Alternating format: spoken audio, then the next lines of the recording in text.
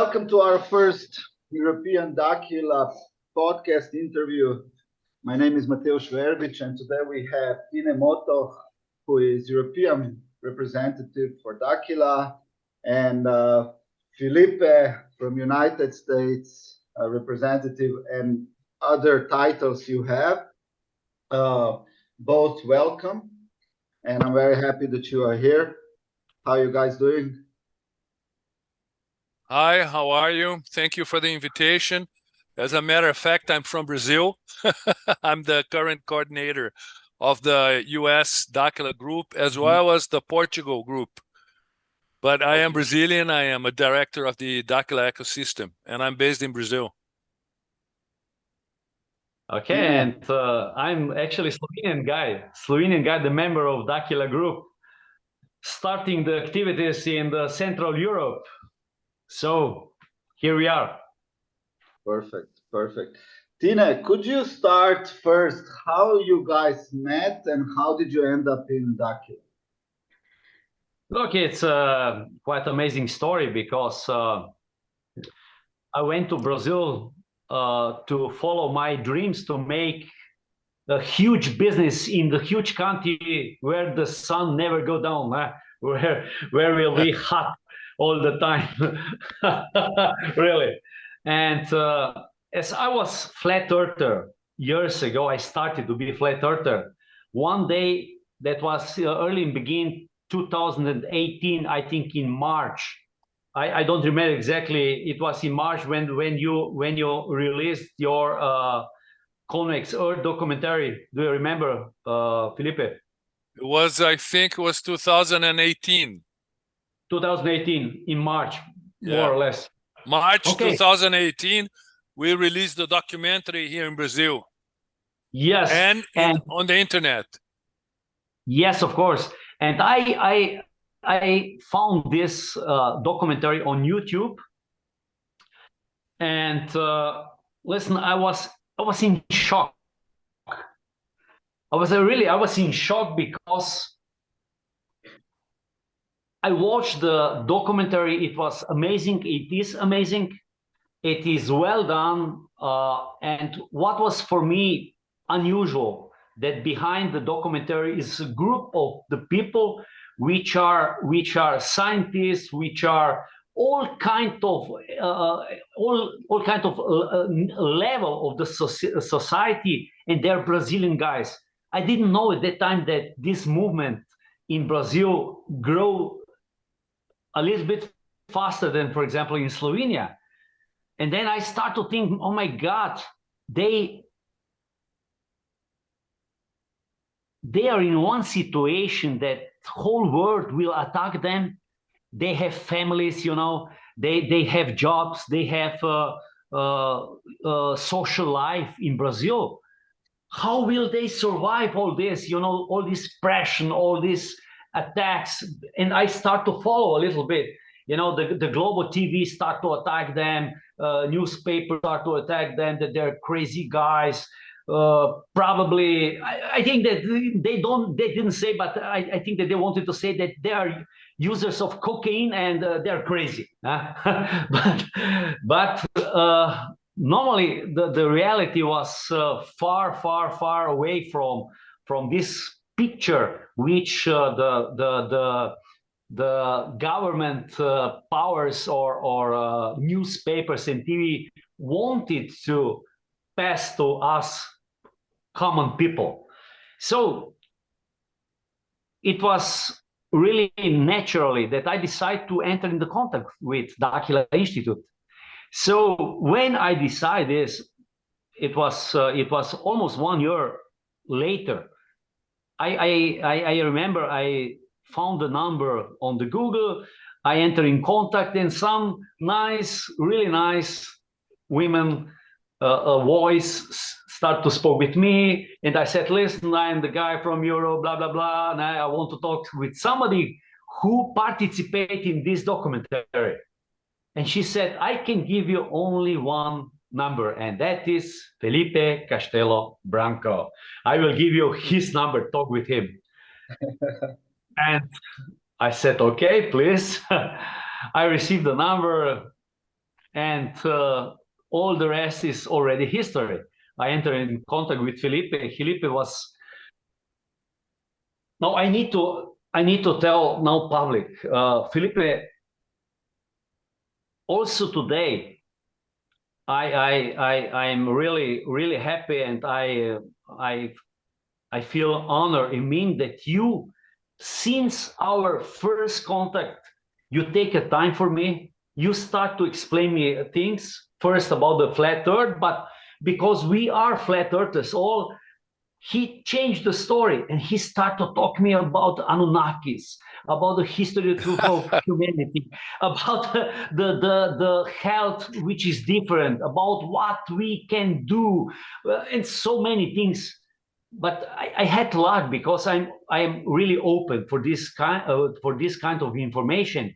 And what was really this something what decide everything? When I was talking with him, he passed to me.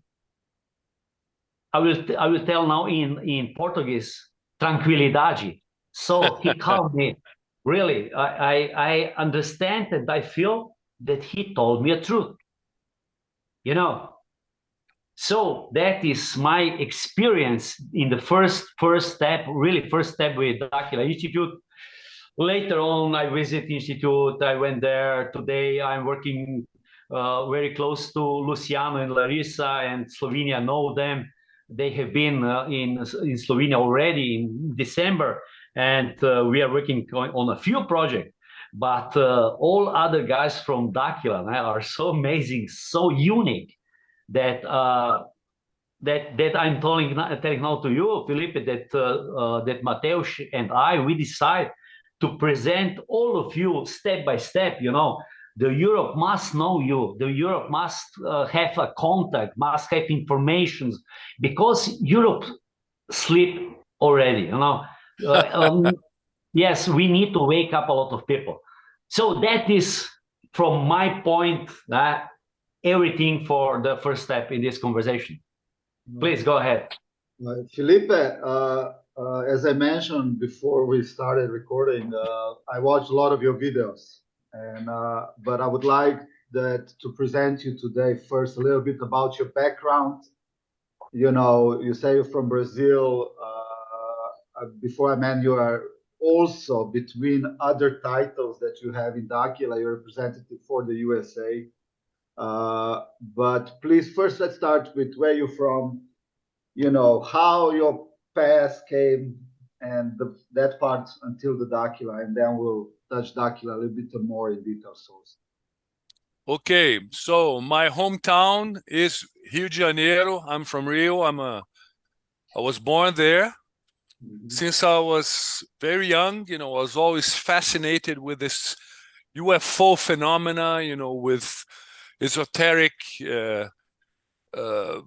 information. I used to read a lot about ancient history. I was always very amazed about this knowledge. And when I was 13 years old, one of my best friends back in Rio introduced me to a lady called Irene Granchi. She was one of the, well, not one of the, she was the most important UFO researcher in Brazil. She was known worldwide. Then she was already an old lady, so she had this, she participated in this association called APEX, which is Association for the Research of Extraterrestrial. She was one of the founders, and I began frequenting her house, and she was amazed that such a young boy, you know, 13-year-old boy, was so interested in this subject. So I became like an adopted grandchild. I became very close to her, and she used to take me around everywhere and teach me many things. She was a reference for the UFO phenomena in Brazil, and she was from Germany originally. You know, her mother was German, her father was Egyptian, and she was born in Milan, Italy. So she was fluent in 8 languages. So that really allowed her to have an international audience for all her researches, the books she wrote, the people she knew, because she began researching UFO, the UFO phenomena in 1945, after a sighting she had right when she moved to Brazil from Italy. And she was surprised she saw this huge craft hovering over her house in the outskirts of Rio de Janeiro. She used to live in a small farm there. Since then, she began researching everywhere. So she met many people in the 50s, in the 60s. She was friends with very, very prominent people in this field. And I got to meet many of these people in Rio. And in 1984, I went to study in Switzerland. And when I went to study there, I began assisting Miss Granchi with international contacts, UFO contacts, and relay information. Then we did not have the internet, so communication was very hard. And then I went on to study university in England, and I became officially the European representative of a group called CIGNI, Center for the Investigation on the Nature of Extraterrestrials. This is another UFO research institute that I found as well. I was 18 then. It was 1982 when we found it. And I got to know a lot of people there. One of them was an Englishman. He was the editor of Flying Saucer Review, the most important UFO magazine in the world then. He was already also an older person. His name was Gordon Crichton. He was a former British ambassador to China. So he had a very important government level. So I had this school, if you will. And then I graduated from university. I went to work in London. Then I went to work in Paris. Then I went to work in Milan. And I used to come back to Brazil for vacation occasionally. I just have one question before you continue. Yes. Your work that you went to London and Paris, was that connected to the work you did with her, or was that a separate career? I'm sorry, cut it. I did not understand the beginning. So the work that you did in London, Paris, yes, was a career in a different industry, or was the connection? No. Okay. At that time, I wasn't doing it professionally. It was like my hobby. I was the European representative for this in my spare time. Okay. I went to work for Morgan Stanley, an investment bank in London. Then I went to work for Tam Oil. Okay. It was an oil company. It was an executive of this oil company in Milan, in Paris, in Madrid. I had a different, completely, it was a third dimensional type of work. Really earthly thing, had nothing to do with this. But in my spare time, yes, I used to, participate in many international gatherings and meeting people on behalf of Miss Granchi, because then she was almost 80 years old. So, she was already very old. So I used to help her out. I think it's very important that people see that side of you, because that you are not just like, oh, I was, 13 years old, and since then I have been in, doing just this. So. Yes, no. It was just my spare time. It was my hobby. And then after Miss Granchi became, kind of ill, and I became very much involved in the business world, especially when I was in Milan. I found a company and began doing business consulting and all this. I did not have time for this. So I had, from like 1994 till 1995, 1996, I was kind of absent from this world, if you will. And then in 1996, December 1996, I was on vacation in Rio. And my brother, who was a sound engineer and used to live in the United States, he was also there on vacation. We're visiting our parents. Then they used to live in Rio. And one day my brother came up to me And he said, Felipe, you gotta come with me. There's this guy saying that he has contacts, with his extraterrestrials, and he's gonna have his first lecture in Rio, and you have to come. You always love this subject, Come, let's go and see who is this guy. He was a new guy, a new guy. And then my brother, he was friends with Luciano Didier and Fred, his brother. My brother was friends with him. So we went together. It was then that I met Luciano and Fred. I did not know them.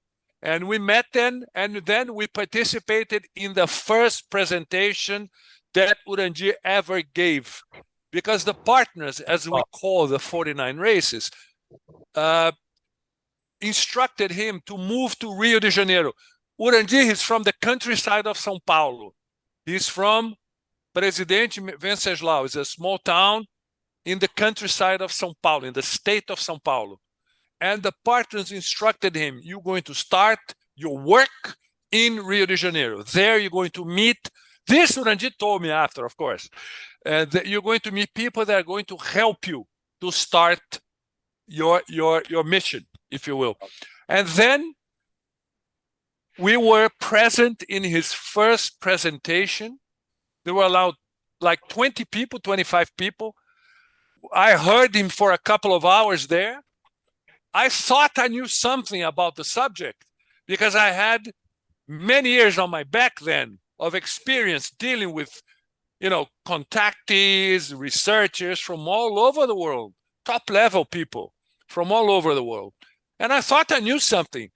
And listening very carefully, I was very attentive to what Urandir was telling us. Because I never heard anything, like that. I was like, this guy's crazy. What the hell is he saying?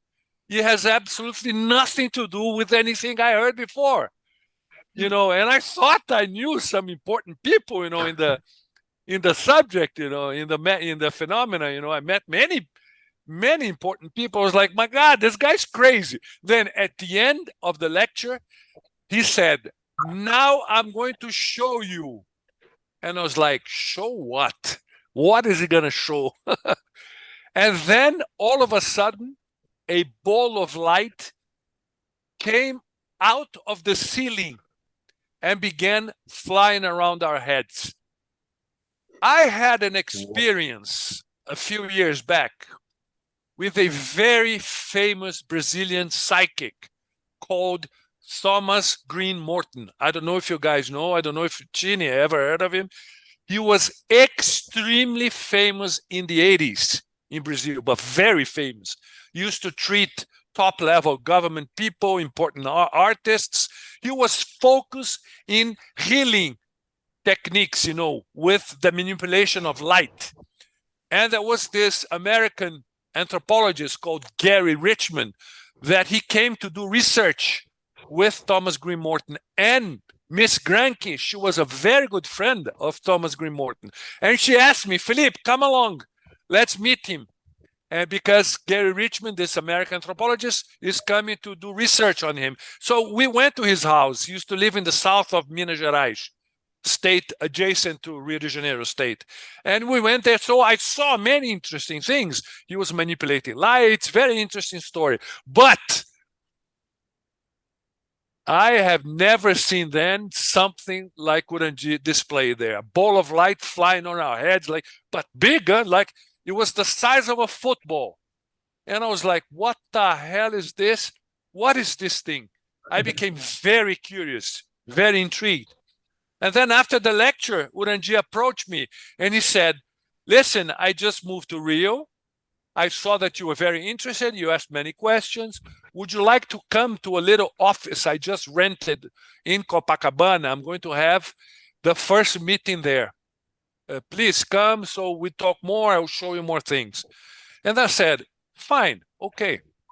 And then I went there the following week with my family, my brother, my sister, my parents, my uncles, and then my brother's wife.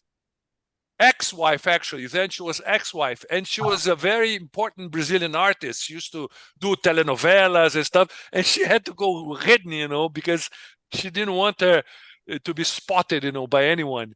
So we got there, was just this small office room, like 30 square meters, average in Copacabana, and we were the only ones.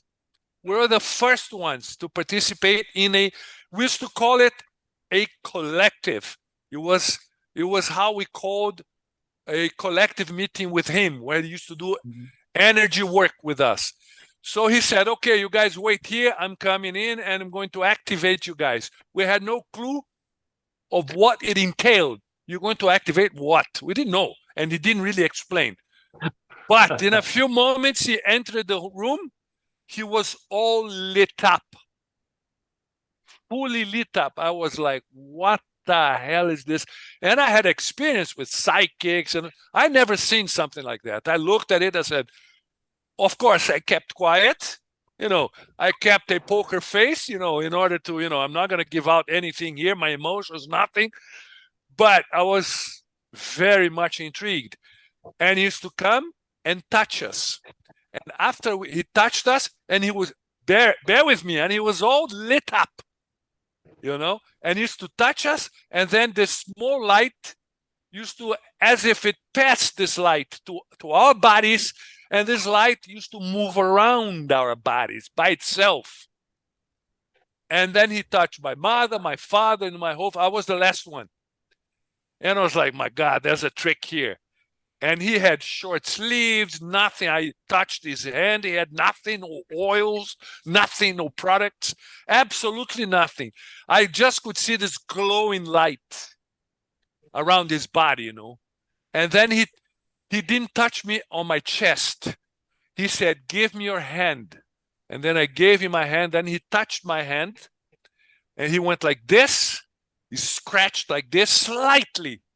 And after he did that, I looked, I saw the light as if the light was inside my skin and used to move around my body. I was like, come on. What the hell is that? I said, please, what is this, Orange? And he said, no, I'm just activating you. And then he came to me and he said, Felipe, I have to activate you in the back of your neck because I identified that you have an implant that's we call them partners. This is the terminology we use now, so I'm going to use them. So you guys get acquainted already. Trace us a little bit later in more details, but please continue. Okay. All right. Then he said, the partners, they put a small implant in the back of your head, and it would be interesting if I could work on it. Do you allow it? I said, yes. But in my mind, I was like, maybe because of the questions I asked him, he realized that I'm interested in the subject. So he's coming up with this, nice story of they abducted you when you were a child. They put, I've heard thousands of times this account, and I was like very suspicious. And he said, I'm just going to touch it very, very slightly the back of your head, and it's going to activate it. He might swallow and it might hurt. If it does, you put a pack of ice and it's going to be fine. And I said, all right. I wasn't believing, really. I was like, okay, let's see what's going to happen. Even though I was very much intrigued by the lights. I was like, this is crazy. Okay, nevertheless, he came and activated me in the back of my head. When he touched me, and he touched me very softly, very slightly, very superficially, I felt the pain in the back of my neck as if someone came up with a piece of iron and a sledgehammer and bang, in the back of my head. I was like, my God, what the hell what is this?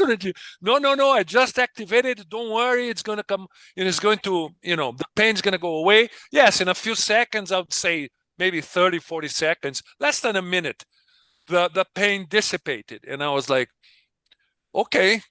And he said, please come next week because I have to activate you. I have to work on your implants. So you see, I will explain everything to you next week. And I said, all right, this was a Thursday. I don't remember the date, but it was early January, 1997, maybe right after New Year's Eve, maybe the 3rd, the 4th of January. I don't remember. It was the first week of January. And I was like, all right. Then I went back to his office on a Tuesday. I arrived at his office around 5 p.m., late in the afternoon. I got there. There was nobody. Then there was nobody. It was really like 1 or 2 persons. Because in the beginning, he used to do a lot of therapy, healing therapy with the manipulation of energy that he used to have, that he learned from the partners, of course. And then I arrived there and he said, all right, come in. And I entered this office. There was a bed. And he said, okay, lay down here and I'm going to activate it. I was very suspicious, like, but let's see what's going to happen. Okay. And then he started working on me, touching me, and I used to feel electricity, shocks, very slight electric shocks, vibration. Many times I used to turn around and look, and I said, Randy, can I see your hands? I thought he had some machine that would vibrate because I used to feel this. And I said, this is very odd. What's going on here? And then he worked on me for about 3 hours, maybe. It was a long time. Turn around. He used to, now I know he was disblocking my meridians. He was activating the implant I had and all that. Now I understand what that. Now, then after a few months, I understood the process. So he worked on me for around 3 hours. After that, he said, "Okay, I activated you. Now I'm going to turn it on so that you see what it means with your own eyes." And I was really puzzled then. I was like, what's going to happen here? What do you mean? He's going to turn it on what? The implant? How? And I was like, I had all these questions, running inside my mind. And I was like, oh, God, that's it. Okay. I sat with my hands like this, laying on my legs, on my knees, not my knees, my thighs. And then he came near me. He put his hands on top of my hands, and then he slightly squeezed them like this, very slightly. I felt a shock right here on my forehead, a shock, an actual electric shock here, as if, I don't know. After that, Energy, are you fine? I said, yeah, I just felt this little shock here. And then all of a sudden, I started to look at him, and I started seeing like a mist around his body, a mist. And then this mist became bluish, reddish. I could see color. And I was like, Orangier, I'm seeing something. What is it? He said, do you see colors around me? I said, yes. You're beginning to see my aura, or my biomagnetic field, as we say today. And I was like, I never had such experience. I was not psychic, nothing. All my life, never had anything, psychic abilities, nothing of this. And then I could see it. I was like, oh my God. And then I began observing ball of lights, colored balls of light flying around the room. And I was like, what are these? I'm seeing colored balls of light. And then he said, these are the ultras. The ultras, how we call them, people around know these balls of light. They call them orbs. I could see these orbs flying around. I was like, oh my God. Then after a few moments, I looked behind him, like 1 meter behind him, a huge guy that he looked like a hologram, like a ghost, bluish in color. He was very tall, human, fully human, just like us. I could see that he had sort of long hair, but I could not see really the details because he had a monochromatic light around him. He had this bluish color. He looked like a ghost, like holograms we see today. That's how I could see it. And I was like, there's someone behind you. And he said, yeah, it's one of the partners. I said, Randy, what the hell is going on? Then he explained me. this implant that they put you when you were 5 years old, it's to facilitate the vision of extra-dimensional realities or parallel realities. How do we do it? How does it operate? The implant accelerates and synchronizes my brain activity. So when your brain activity accelerates, your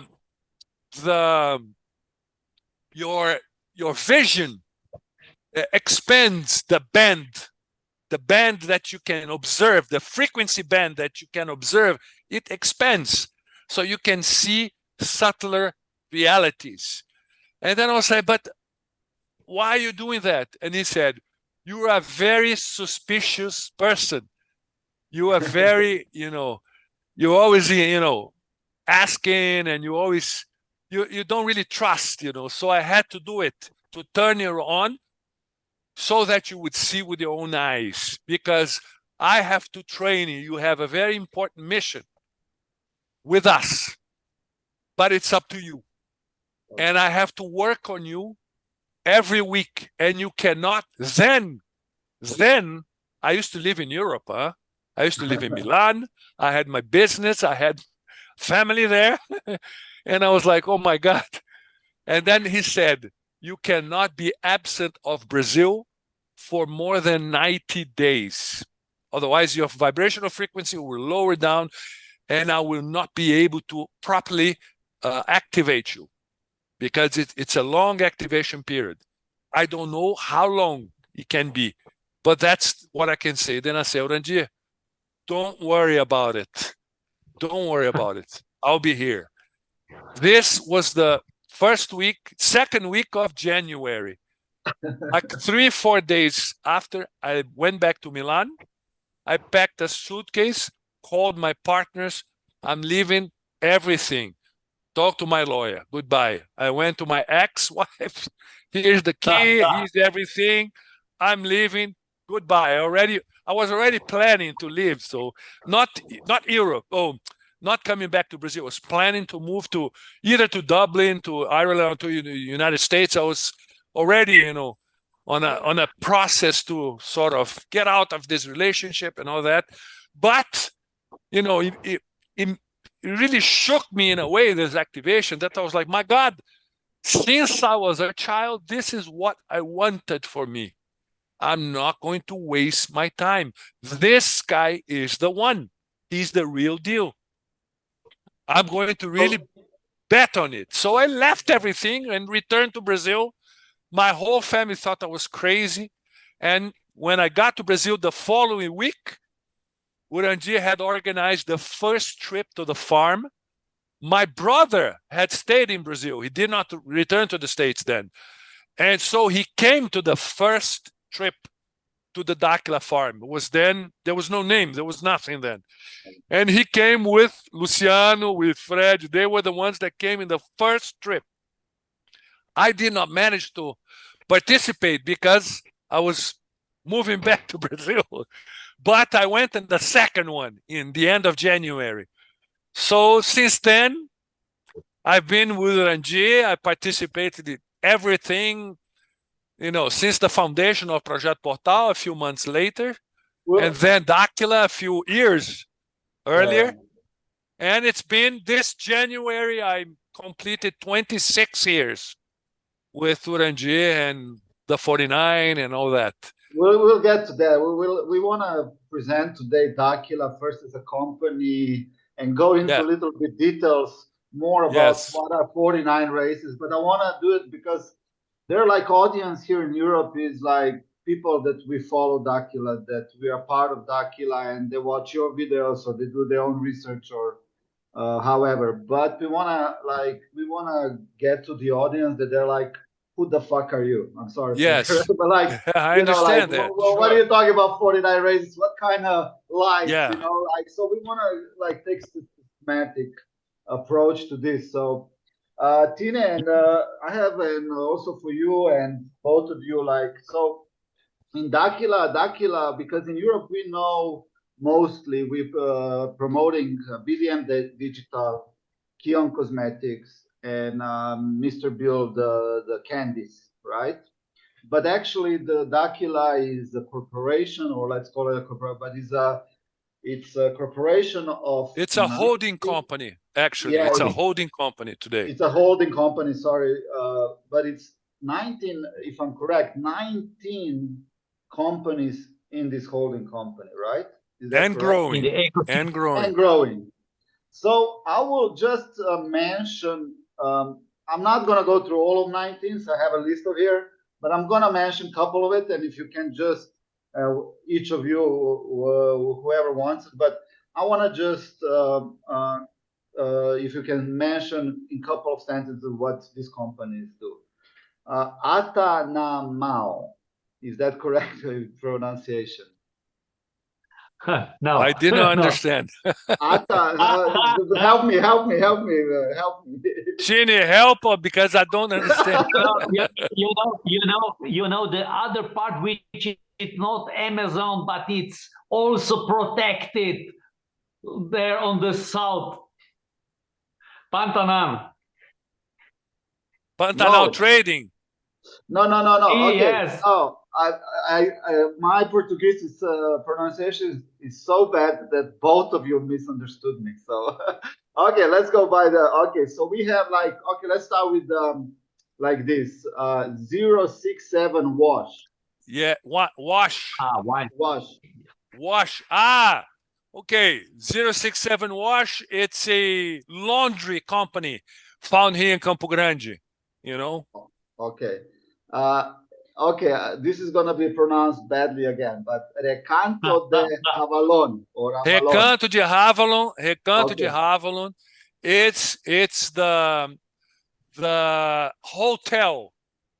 It's the tourist area of the Dakila headquarters here. It's a farm with a tourist facility there to receive people from all over Brazil and the world that come, associates and non-associates that visit. Okay. It's a tourist Ziggurat. compound. Ziggurat, it's a condominium. It's a new city that we're building there. We'll get to that also in details later. Yeah. Then we have Provoke. Provoke company. Provoke. How do you pronounce? I'm not sure. Okay. Okay. Then we have BDM Bank. Yeah, BDM Bank is the bank, the digital bank that it's already functioning, but we haven't opened yet because we are sort of fixing all the technical, problems. We're still adjusting some technical aspects, but it's a digital bank. Okay. Ziggurat's Materials and Construction. It's a construction commerce materials. It's a brick company also that we have a brick company, and it's marketed by this other company that deals with construction materials. Okay. All right, there are like a lot of them. I'm not gonna go through them. I just want to present it because a lot of people in Slovenia don't know that is huge actually holding company. Tine, before we go into the more details about ziggurats and 49 races, you've been to farm also, yeah? Yes, what's kind of your experience of ziggurats? So. Yes, okay. First, however, that I know not in all details the story which Felipe told us. I need to tell that I'm impressed again about this story. It's hell amazing story, really. And Tine, there are details that would make your hair grow back, huh? There are some details of the story which are crazy, huh? Which are really crazy. Yes, I think that these details we could share in future also with the audience in Europe. But they need to make the first steps before. Yes. The second things which I would like to add on this conversation is, and that is more now for Felipe. Felipe, when I start all activities in Europe, I start in Slovenia. Now we are going to all the states of Balkan, ex-Yugoslavia. Then we are entering now in Germany, in Holland, in Sweden. So we are spreading out. Poland, Czech Republic, Slovakia. I've been to Croatia. I haven't been to Slovakia, but I've been to Croatia. Yeah, I know amazing Croatia. country. Amazing. Yeah, it's beautiful, very beautiful. Yes, of course. So, you know, what was the main question in Slovenia when I start? Okay, we believe you, but who is financing Dakila? And that's a very good question. Listen, and I said, George Soros. Of course, I'm joking, and I start explaining where is this power. First, we have, I think, between 7,000 and 9,000 members now. Even more. Maybe even more. So we are paying monthly, let's say, like one fee. That is our participation or our investment in all our projects. That is the first level. The second level is this ecosystem Dakila. Yes. And what is for me most important, what gives me another green light to join Dakila was that Dakila don't accept money from George Soros, from a foundation of nobody, whatever, who. So we are creating our money with, let's say, with our hands, with our energy, with our work. So that is what is for me so pure and so beautiful in Dakila. Really. Do you want me to contextualize for you why we operate in this way? Because you see, my advantage is that what I've learned about Dakila, it was not the result of a conversation or conversations. I participated in everything since the beginning. So I was like a witness. You see, in Dakila, I function as a joker, I play all roles. I go around everywhere. I can do anything, because of, first of all, my personal relation with the founder, Ranjir, 26 years, of trust. My sister, she is the financial person, the director there that deals with the finances since the beginning also. So we know everything. We participated in everything, and I was witness to everything. So many people think, but why you guys are like an ecosystem? You are an umbrella of companies. Since you are dealing with ETs, 49 races, energy manipulation and, mind training and stuff like that. Because the approach of the 49 races, I can say because I had past experiences in the UFO field from all over. And I know that this MO, the modus operandi of the partners of the 49 races is unique. Nobody ever approached a group as they did. Basically, they approached Ranjir when he was very young, trained him. Can you just make it clear? Sorry to interrupt you. Can you just make it clear who is the person you're talking about? Who is that? I'm talking about short story about how it Ranjir. Yes, Ranjir Fernandes de Oliveira, who is the founder of Dakila, of Projeto Portal, before Dakila, Project Portal was the name. He's the CEO of the ecosystem. He was the first person approached by the 49 races when he was a small boy. Of course, then he did not realize that they were aliens, because the 49 races, they are humans just like us. Just like us. So there was no way he could pick them apart from normal, average, third-dimensional humans. So he was trained by them since he was a baby. Not a baby, but yes, I could say baby, yes.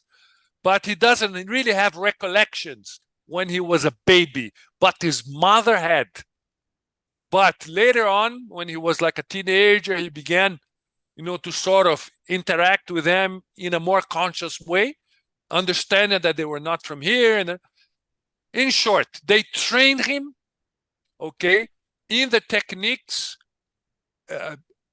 that would allow him to train other people. Because after they trained Urandir, they came to him and he said, we have an agenda for planet Earth, okay? In the past, we have interacted with certain governments, certain religious institutions, and these people, they have absolutely no intention of helping humanity. No intention. They always kept to themselves. The knowledge we pass to them, the technologies we pass to them, funds, many things. It's simply amazing. And unfortunately, I cannot really talk about it openly. But I suffice to say that they had plenty of interactions then, and they realized that nothing was going to change, for the population concretely. So they decided to train Urandir. Okay, there are more implications. Huh? I'm giving you a superficial, No, I understand what you're talking about, because there are different sources. If you're like researching this topic of UFOs, let's call it like that, because 49 races for me is a new. Yes. But yeah. I've been following UFOs, or let's say researching on this topic for many, many years. So they are, I'm aware of what you're talking about. Okay. So I have actually some direct questions you can answer or not. All right. About that. But what I want to say, but the main point is that Dakila is here to help humanity with the help of 49 races. Yes. Okay, so let me ask you like maybe this. Mateus. Please. Mateus, I'm sorry. Please, I'm sorry that I am interrupting you. Just let now our friend Felipe finish about this. Yeah, it's financial important. strategy. It's important. It's important. Really no, so people we understand, because, for instance, in the beginning when I joined Urandir, I left everything. Many of my friends from Rio, I had many people there in the financial, the banking, commerce. They were like, Felipe, are you crazy? Are you throwing away your life like this? What the hell are you doing? You're such a prepared person, and this and that, and you're dedicating yourself for this crazy endeavor. What's going on?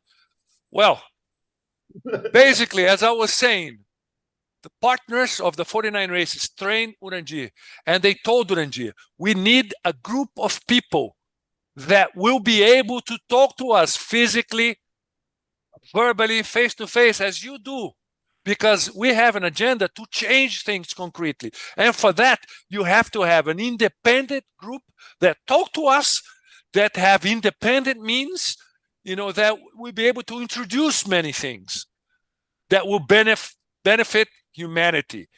So it happened. They trained Urandir. They told me, go to Rio. You're going to start there. There he met us, and he began training us. And then we began frequenting the farm here, and we began having interactions. And it grew and grew and grew and grew. But what people have to understand is that these trainings are very strenuous. They are very difficult. They put you out of your comfort zone all the time. You have to come here to the farm. In the beginning, there was nothing. I used to mount a tent there in the middle of the forest. There was absolutely nothing. There was many times that I stayed there like 10 days without washing myself, because there was no water. It was crazy. No electricity. It was really primitive. Okay, so in these 26 years, more than 750,000 people passed by Dakila. But many, actually the majority, did not endure the training, even though they had amazing, unique experiences face-to-face with these partners. Because many, many years ago, they used to show themselves very easily. They used to interact in groups, the interactions were kind of open. I'm talking about 1997, 1998, 1999. Why? Because nobody believed Urandir.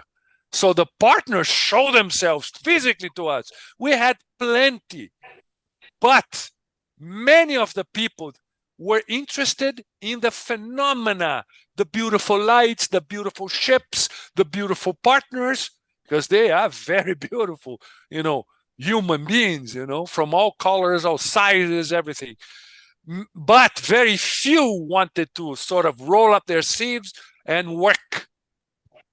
When I say work, I say to train, to build what the partners was telling us, because they said, for you guys to contrast the occult government, the Illuminatis, as many people call, cabal, whatever, the groups, the oligarchies that control the planet, you guys have to be a power, but a positive power.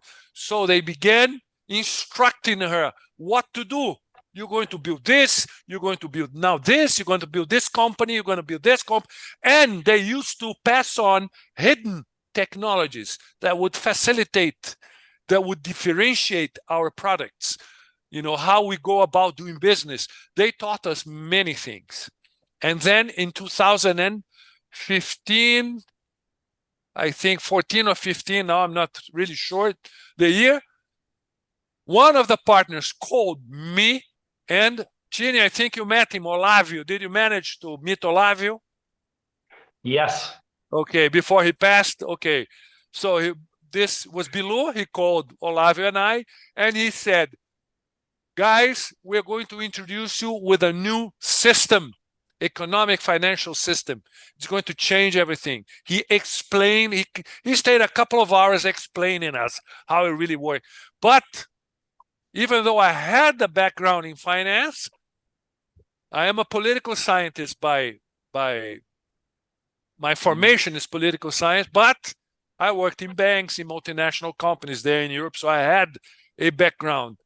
I could understand. And when he explained to me, I said, my God, I don't understand anything you're saying. It's totally different. He said, yes, but as you guys will implement this new system, you will understand. And we trained this for many years. Before, in 2019, the partners came to us and said, shit's going to hit the fan. You guys have to prepare. Create a digital token. Begin using digital tokens. And then they instructed us how to build the BDM app, how to, sort of operate the BDM and to establish the BDM. The BDM is not the system. It's one tool of the system. There are various other tools because they told us the financial system is going to shift and it's coming a prison. You guys have to have an alternate to all this. Otherwise, you guys are going to be caught in a system that you cannot free yourself from it. As a matter of fact, I had conversations with many partners that told me different aspects of this prison system that we are seeing now, unfolding before our very eyes. The CBDCs, that this absurd financial crisis that we're witnessing these days, which are all fabricated. They have a specific intention. And it's simply amazing. The partners many years ago warned us, advised us how to go about things. And we have built this ecosystem with a financial branch, with the BDM bank. We have our own financial instruments, everything, because we have to always also be independent. Because having a financial system apart from the one outside. Why?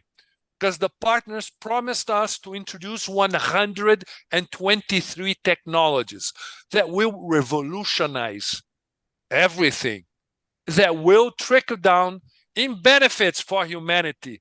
For instance, free energy, the generation of the engines that can generate energy, electric energy, free, a perpetual motion machine generator, as well as other technologies.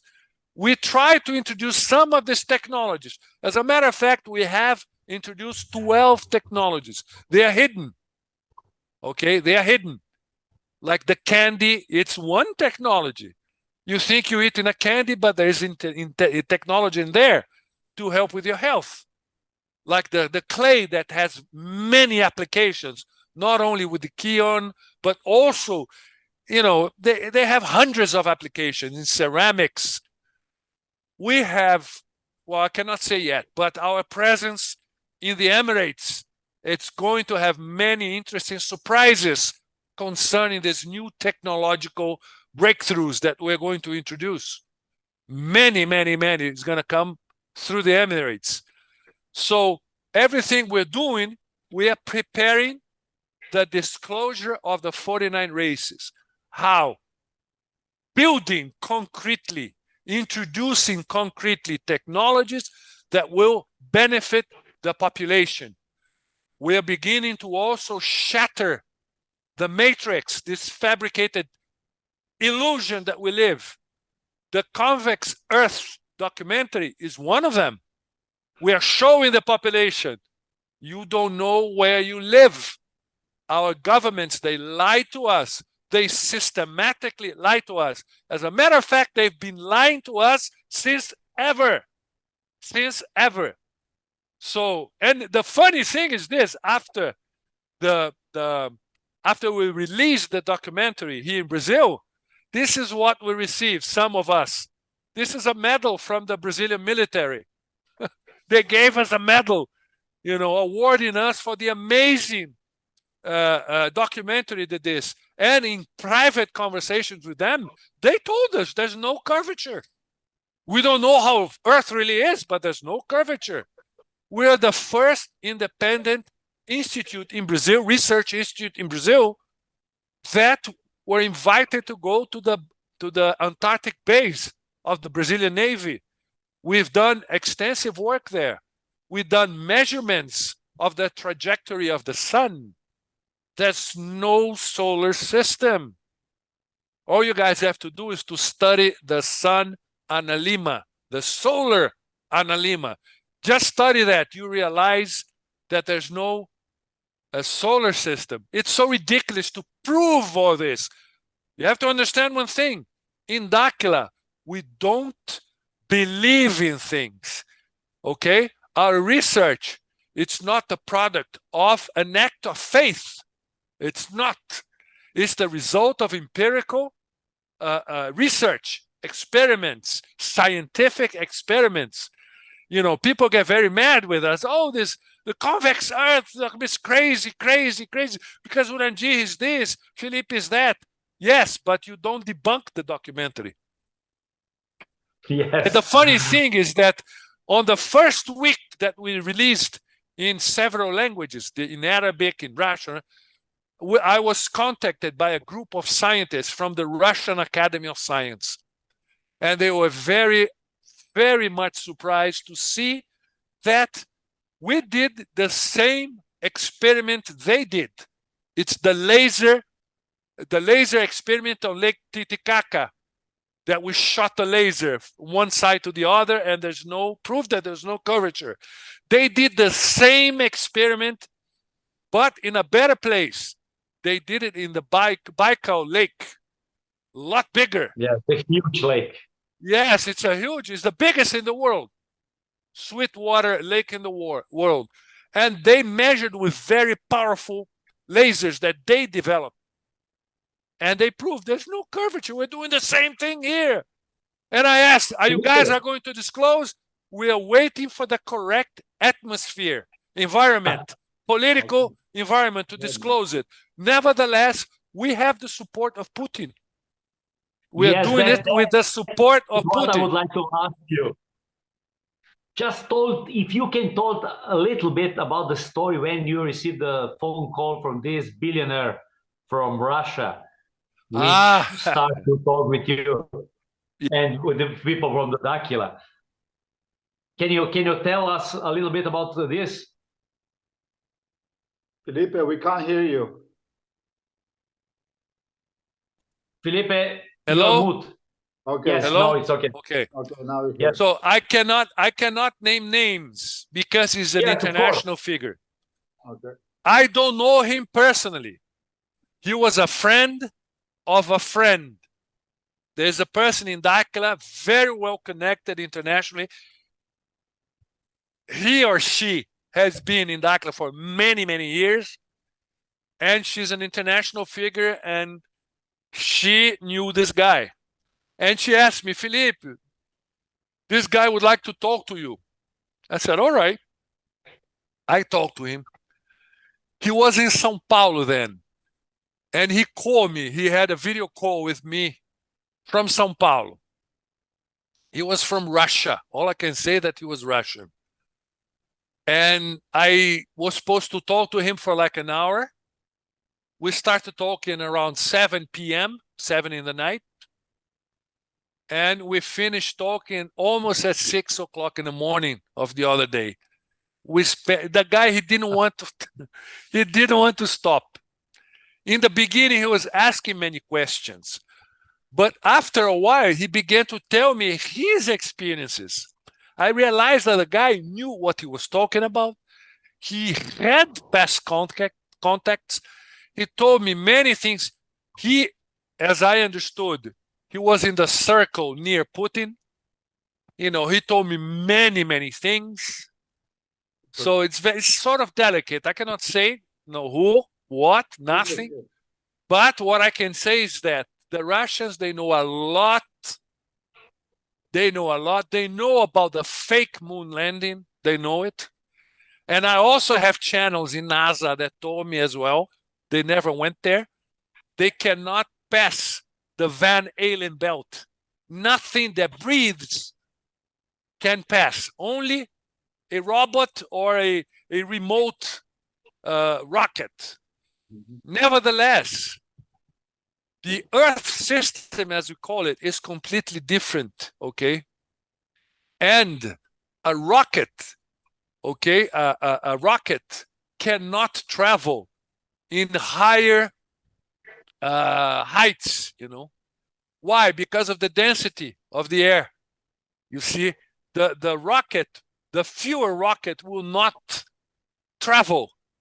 It doesn't exist the vacuum of space. This is a lie. But there are different layers of density, air density. And there's no way a conventional rocket can go anywhere. And they haven't been to the moon. And this guy was confirming this because that's the advantage we have. It's not that, someone channeled or telepathic communication. We hear everything from the mouth of the partners to our ears, to our tape recorders, to our video cameras. We film, we record. You know, I had hundreds of conversations with with many partners. Many people think it's only Bilou. My God, Bilou is just one. There are many others. I sat beside them. I had, so it's a totally different relation also. And they don't really care, They don't really care if people believe. They're not interested in that for the moment. They are interested that Dakila builds its infrastructure, introduces the technologies they are passing on to us, because in a very short time, they will show themselves to the world, but they will not talk to governments because they know they're crooks. They obey a certain group. They are not from here. They know that. And they are not going to talk to oligarchies, religious institutions. They're all products of control, of a control system. They know that. They will show themselves and they're going to say, hi, guys, we are here. We are real. Those guys represent us, Dakila. If you want to know information, technologies, go and talk to them. So now, can you understand what's going to happen? That's why I'm running now, in order to expand our infrastructure. That's why we need this infrastructure. That's why we have to have an independent financial economic system. Why? Because the controllers, as we call these proxies, that run the world, They own the financial system. They provoke the crisis. They give the solutions, but they still control the system. We must be outside of this system. Otherwise, they can strangle us, control us. That's why. Felipe, yeah. Me personally, I've been researching for about 15, 16 years. Let's call it, for the sake of conversation, I understand everything you're talking about, okay? But yes. let's call it conspiracy theories for the yes. federal Well, word. they're real. They're no real, longer real, but, conspiracy theories. It's there. So people that are maybe new to this kind of topics are. So I will touch. I have one question about the flat Earth for you. Yes. And then we will go not back flat. to not flat. Sorry, not convex. Convex. Different. But why? The question is, and then we'll go back to a little bit more in details about 49 races. Because I want to show everything, because you talk about everything, and I want to show people who are 49 races. Yes. Ratanaba, how it Yes. started, what is difference between what is matrix, I want to touch each about topic a little bit more. Okay. I have one question that is, why are telling us that the Earth is globe, and why they're telling them that to us? That's a very interesting question. Let me just contextualize here for you. Please. In 2000, you see, in Dakila, inside the Dakila structure, we have various groups. We have focus groups, okay? Because these focus groups, usually, I'm talking about the early ones, talking about many, many years ago. They were handpicked by the partners who was going to participate. I participate in several different groups. One of these groups is the technology group, okay? We're 11 people only in the group, handpicked by the partners. And we used to have many, many, many conversations with them, with hours, 2-3 hours talking. They used to make us sit, and they used to sit in front of us or stand in front of us and talk for hours, about various things. Okay. In 2010, with Bilou, this was with Bilou. He asked for the group to have a meeting, and he came to us, and he told us, the Earth is not a globe. I thought it was a prank. I went, but Bilou, are you shitting us? That's how I thought, because we talk very, we have a very close relationship with them now. And we talk as if we're talking among brothers, We're very intimate with them. So it was like, Bilou, you're shitting me. The Earth is not a globe. What the hell do you mean? And then he said, the Earth, it's convex, flat on the waters and convex in the continents. The convexity is described by the relief of the continents. This is the slight convexity. And I was like, you're crazy. And said, no. You guys are going to do experiments. So he gave us many experiments. And none of us believed, really. But let's do it. The good thing of Dakila is that we have people from all walks of life. And this is very enriching in a research, because each one of us have a different outlook, of the problem, of the experiment, of the situation, because we have different backgrounds. In the technology group, we had 3 engineers, but there were mechanical engineers, there were electronic engineers, but we had other civil engineers, topographic engineers in other groups.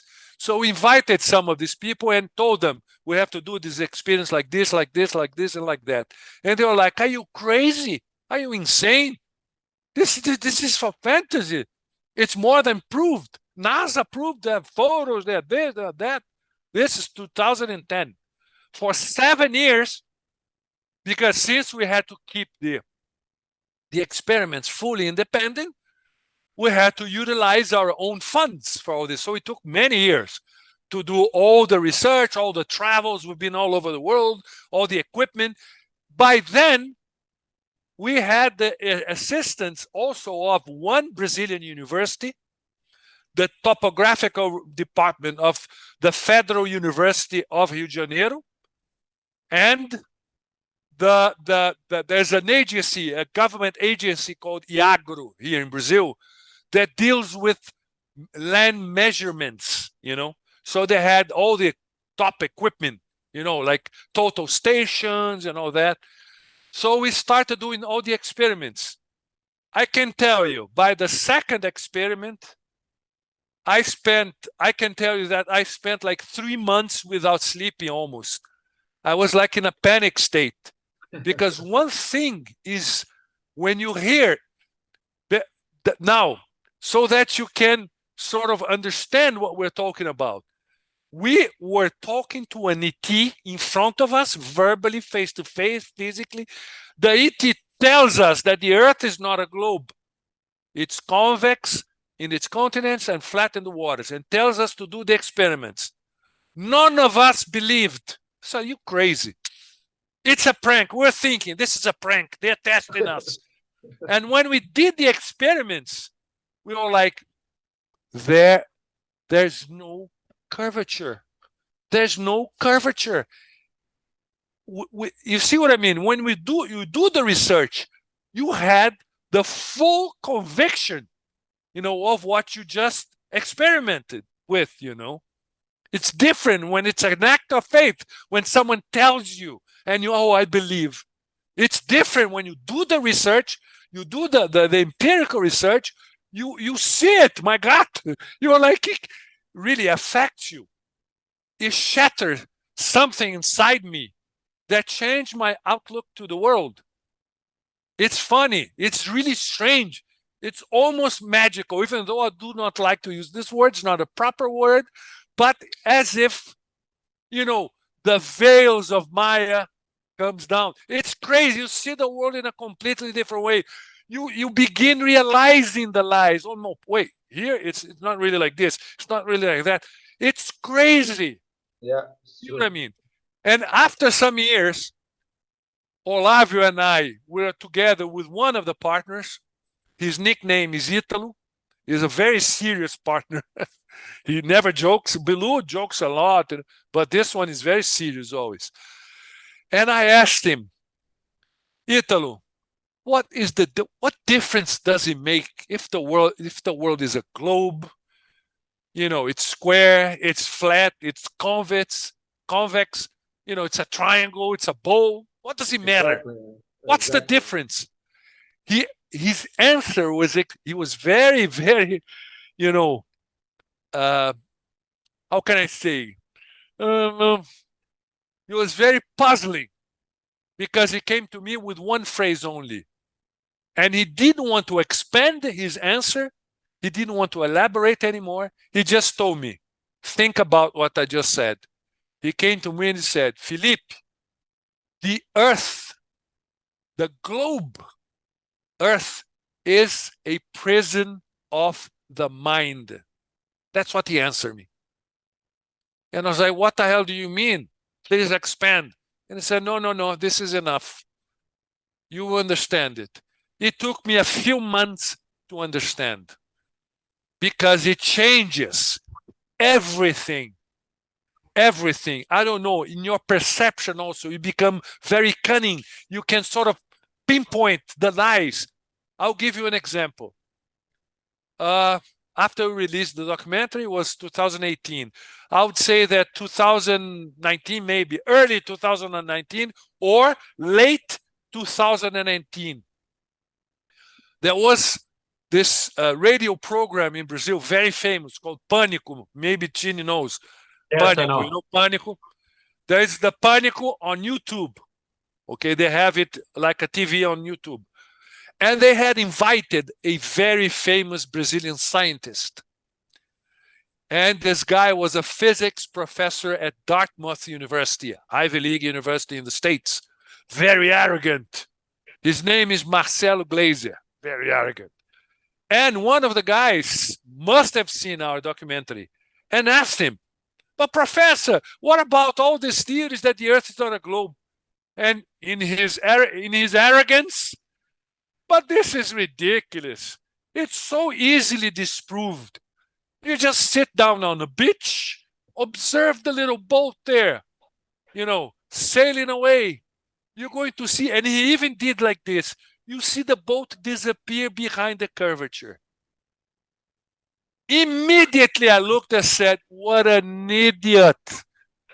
You see, these people, their knowledge is based on books, on fake paradigms, and they don't think. They just parrot it. They repeat it. They are repeaters.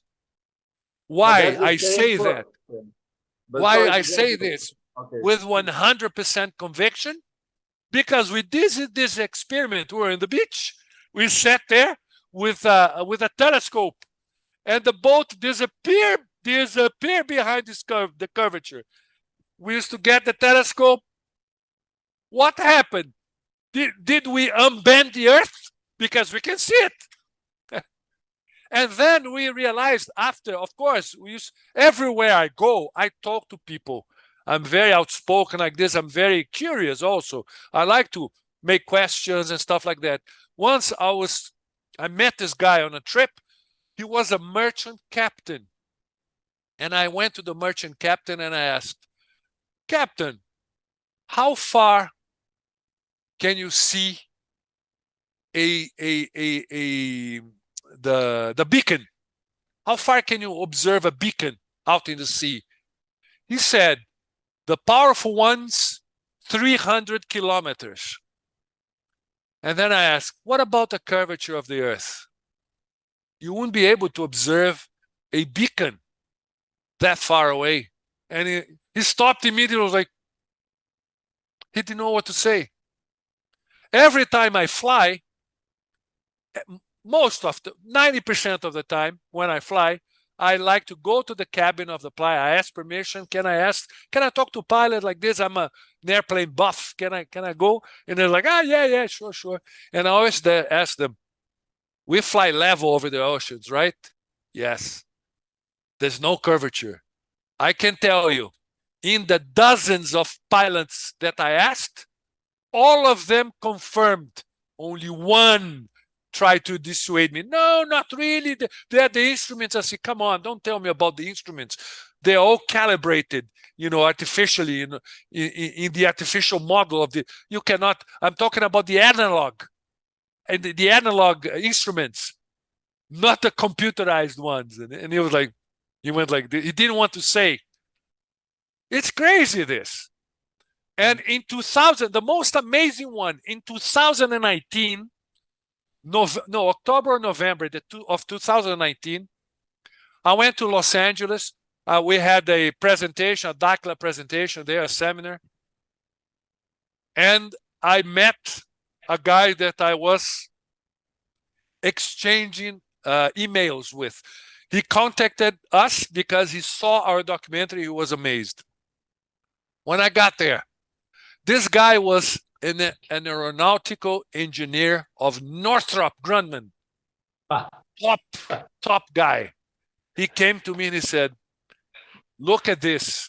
He showed me pictures and filmings he did with an infrared camera. The infrared camera neutralizes all atmospheric noise, fog, pollution, everything. And he used to film mountains very far away. And he had plotted charts, measurement charts, showing that according to he was an aeronautical engineer. He knew very well about the equations that NASA provides to calculate the curvature and all that. He said, this is all bullshit. There's no curvature. Look at that. These mountains, they were supposed to be hidden behind the curvature because of the distance. How can we see it full like this, We don't see it filmed with a normal camera because of the atmospheric noise. But with an infrared camera, you can film 3,000 kilometers away. As he showed me footage that he filmed flying on airplanes of certain objects, geographical objects, very far away, and we could see it in its full. And he was like, there's no curvature, but I cannot tell. I asked him, can you record with me an interview? He said, there's no way I can do it. I have small children. I'm going to lose my job. I have mortgage. I have this. I have that. It's bullshit. It's all bullshit. You see what I mean? These scientific places, research places, observatories, these are churches, huge churches, to impress the lay person that gets there. Oh my God, the technology is so advanced, and they will believe anything the cardinal scientists will tell them. We had this experience in Chile when we went to do recordings of the sky there for the second documentary that we didn't finish because of the pandemic. We did not manage to finish. We were releasing chapters, but we went there to record the skies. There are more than one moving in different directions. It's surreal when you see it. And I managed to visit the European Southern Observatory. I'm also an Italian citizen. I have Italian passport. So I asked the European agency for a visit. As an European citizen, I asked for a visit. It's funded by our taxes. So, and 3 months later, they sent me a letter. Yes, go this day. So we managed to go there, to the European Southern Observatory. My God, what a lie. Everything there is a lie. It's a big stage. It's a big theater. I had a guide from Chile because Chile is partner with the European Union in this observatory. And I had an astronomer, a PhD astronomer from Chile, okay, as a guide for me. He took me everywhere, everywhere. I stayed 2 meters from the lens of one of the telescopes. This lens costs 50 million euros.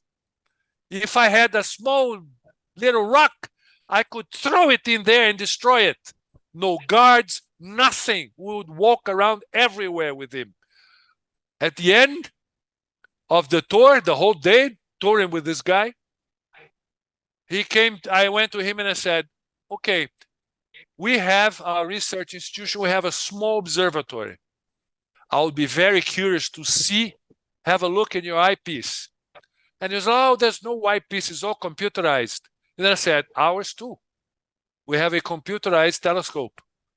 But can I see it? Can we observe it? And he said, well, this place, it's over there. He pointed me to a little house with no windows, with one door.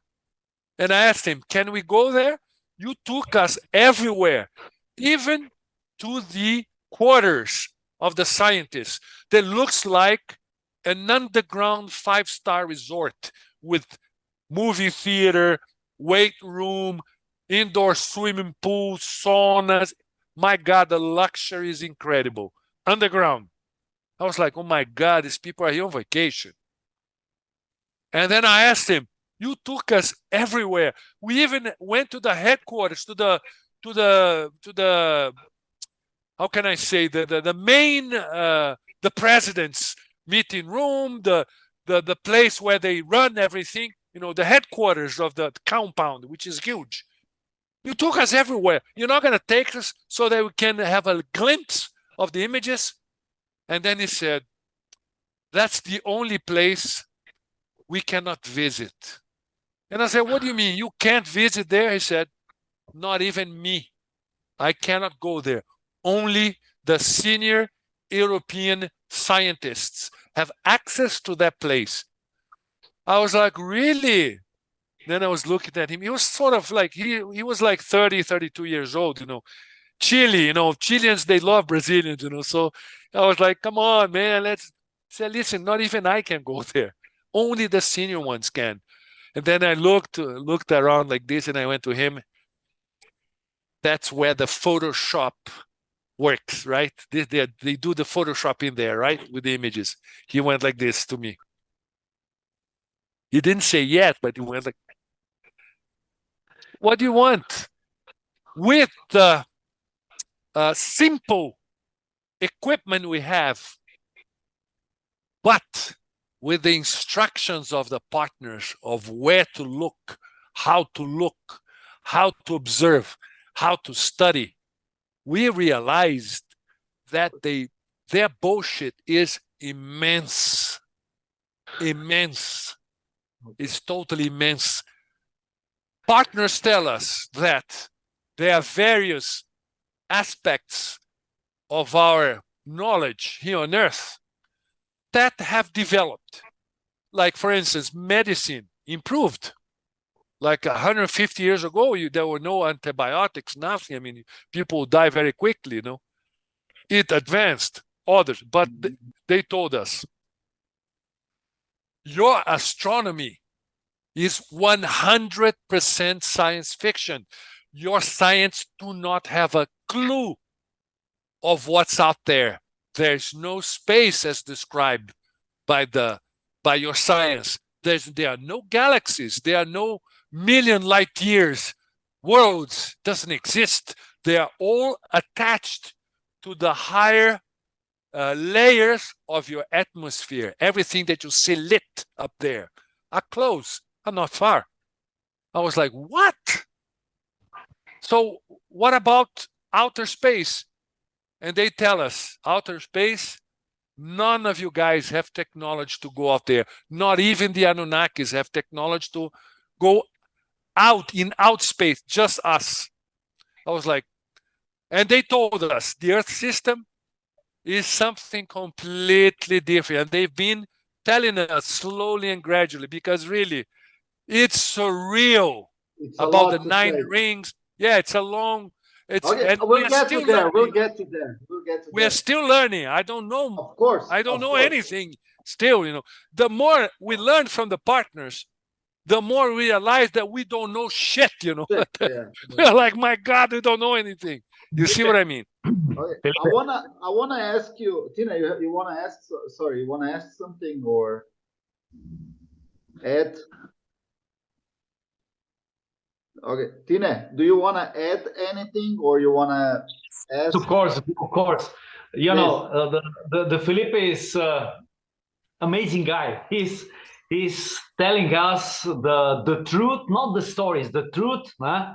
And in his specific way, with a lot of energy and with Shimaron, that is that tea which he have now.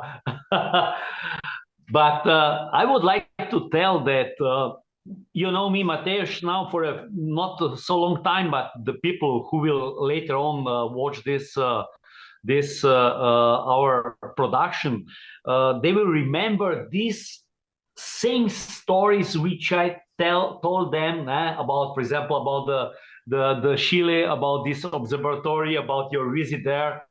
Listen, I told these stories hundreds of times in last 2 years. I spoke with the people which have two doctor level of university, or I don't know whatever you call this, and they understand nothing. But it's amazing. They understand nothing. Whatever you start to talk with them, they said you are stupid. You are on the level of the 10 years child. That was all proof already. We know this because of that, Okay. Then I realized something really interesting. Then I realized that the people, when I compare, that is now regarding, you asked me about also half an hour ago about my experience on Dakila, in Ziggurats. I'm a good observer, and when I come there, I start to observe the people. You know, I start to study them. What kind of people are this? What kind of level are they? Strange, funny? I don't know. But of course, in first few hours, I realized that what is in common there, what they have the same is, first, these people are amazing, all of them, all in Dakila. Really, they are simple, they're open-minded.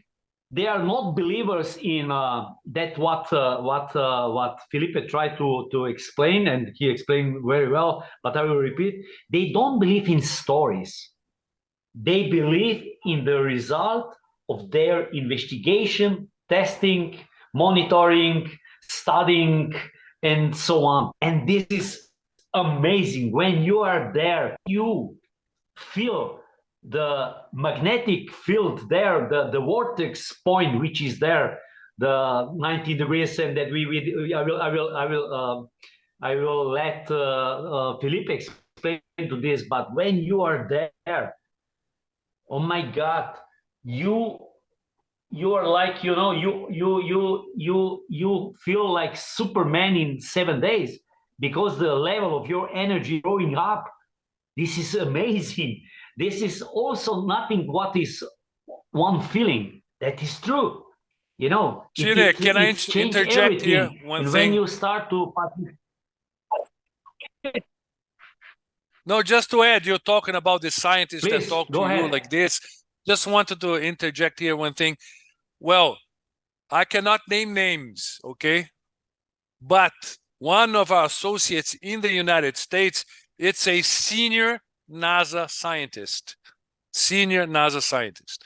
Last year in October, I went to give a lecture at the University of Alabama in Huntsville. For those that do not know, Huntsville is the research center of NASA.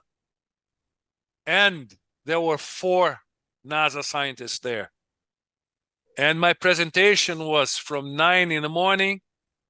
It was supposed to be till 5, but we went up till 8 p.m., 8 in the night. The university had a very amazing infrastructure. We had a huge HD screen, and I put out there many videos of the partners, of the world. They were like this, with their jaws dropped. And this senior scientist of NASA already been with us for the past 2 years. When I have seminars online with them, with this person, it's always alone. It's private, because the person will not. They cannot be seen. Talk. They cannot be seen. And the person told me many things. One of these things is that the person confirmed that they never went to the moon. And the interesting thing is that this person, it's a senior scientist in the new, my God, skip the name of the new capsule program. Oh my God. They just showed pictures of the dark side of the moon that they went around. What's the name? I forgot the name now. My God. Yes. It's the Artemis project. This person is a senior scientist in the Artemis project. In the Artemis project. The Artemis project. Yes. The Artemis project is the one that's building the new capsule for the new moon mission or Mars mission. It's so bullshit. And I told the person, you can never go there. You guys have no technology to pass by the Van Allen belt. You don't have. Nobody has. Even your bosses, the Anunnakis, they don't have. Only the 49. And the Van Allen belts, it's an artificial force field. It's not natural.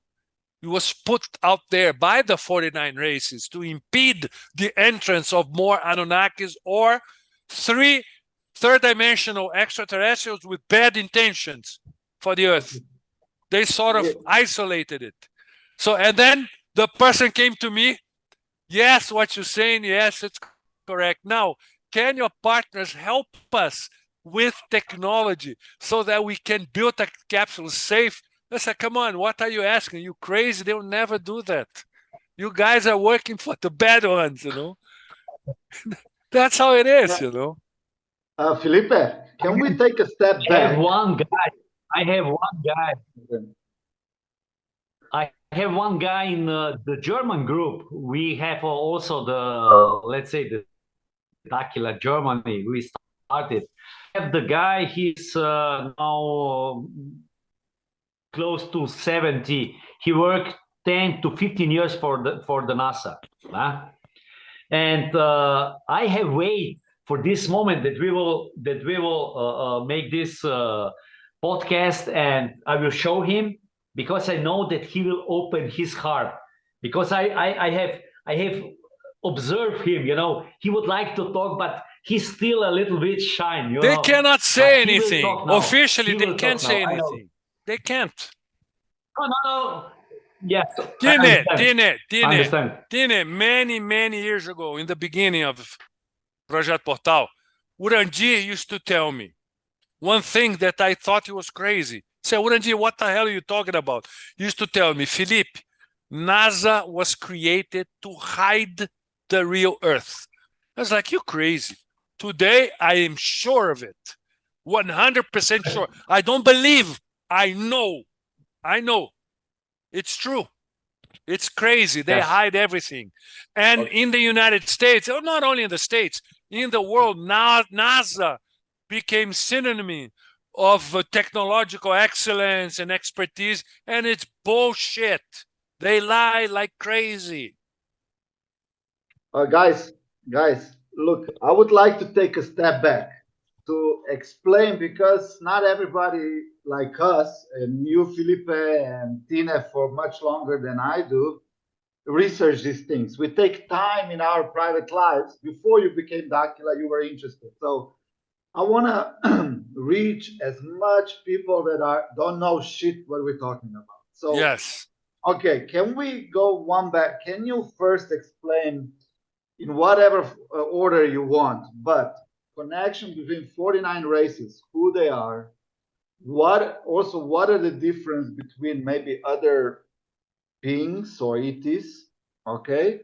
Ziggurat and Ratanabai, if you can put in a in a very superficial way. So, and because Dakila, because it's a long story.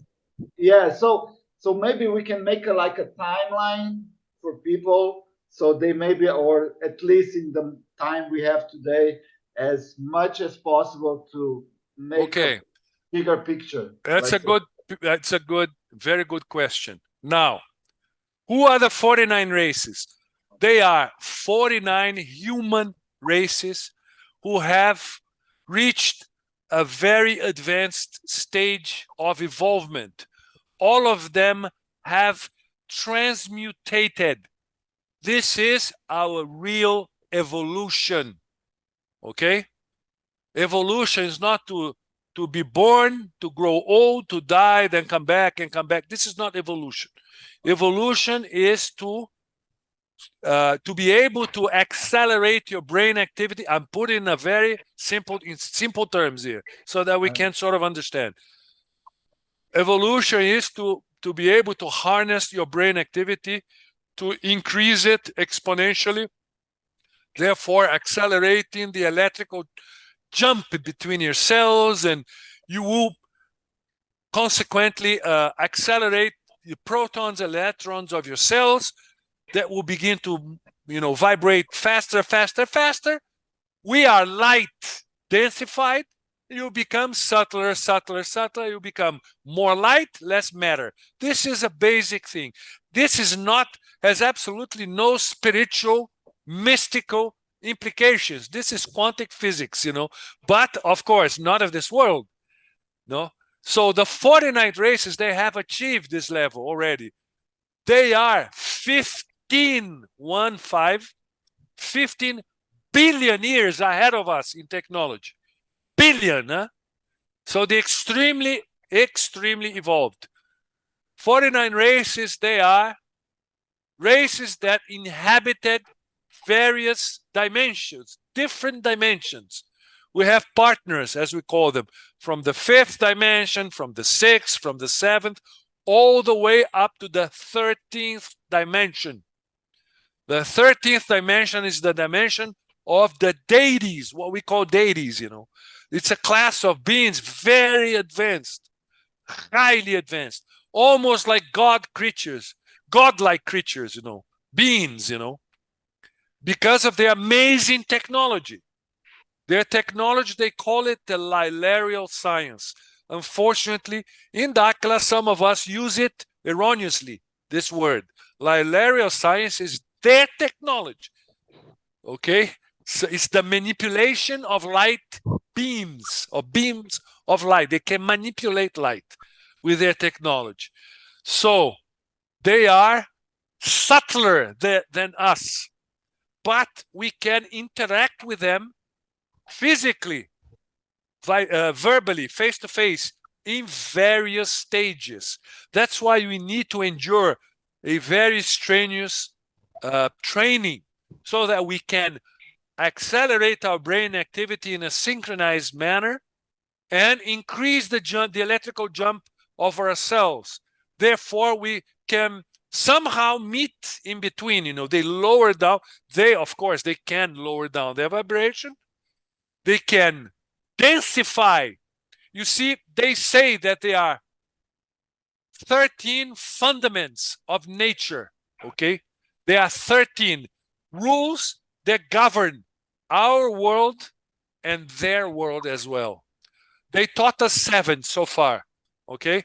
Now, the MDPL are part of these fundaments: magnetism, density, pressure, and light. Gravity, as described by our science, doesn't exist as described by our science. The results of science, of gravity as we observe, it is the result of these fundaments: magnetism, density, pressure, and light. And they are sort of universal. Okay? Now, the partners with their very high brain activity, they can modulate their bodies. They can alter the magnetism, the density, the pressure, and the light of their bodies. Therefore, if they want, they can appear to us as they have. I have witnessed this. Nobody told me. I interacted with the partners in various occasions in different densities. For instance, I have talked to them. They were 100% physical. There's no way you can pick them apart from a person here. They're just like us, totally dense, flesh and blood. You touch just like us. They densify. I also experienced them, this same partner, in various densities. I have seen him and interacted with him fully physical, like a man of glass. Do you remember that film Predator with Schwarzenegger, where that guy becomes not invisible, but like a man of glass? Just like that, like a light silhouette, like a hologram, even in a very subtle fashion, where I can hear him 100%, but I can barely see him, just the outline of his body. There are various densities. They do that to train us, to train our perceptions, our eyes. Also, when they do that, they synchronize their brain activity with ours. So when he changes his density, he's training, instructing my body, my mind, that we can do that also. You see, they're not programmed. That's not the correct word. But he can transfer instructions subconsciously. We don't really understand this process.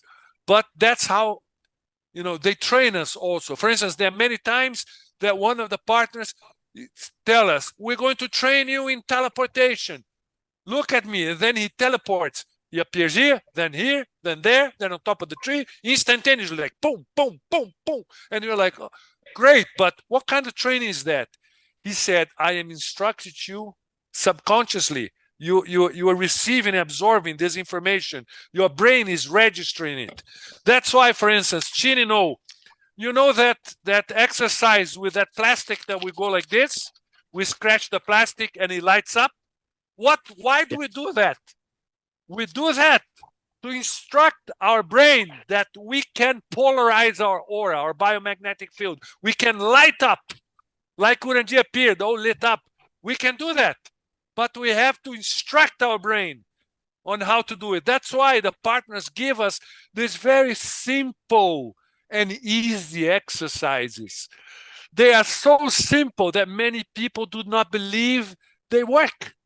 That's the stupidity of many people in Dakila. They say, this is too simple, it can't be right.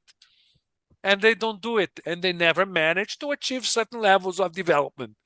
You see what I mean? So it's basically like that. So the 49, they tell us, we are your brothers, we are just like you, but we're just older with higher technology. That's the only difference.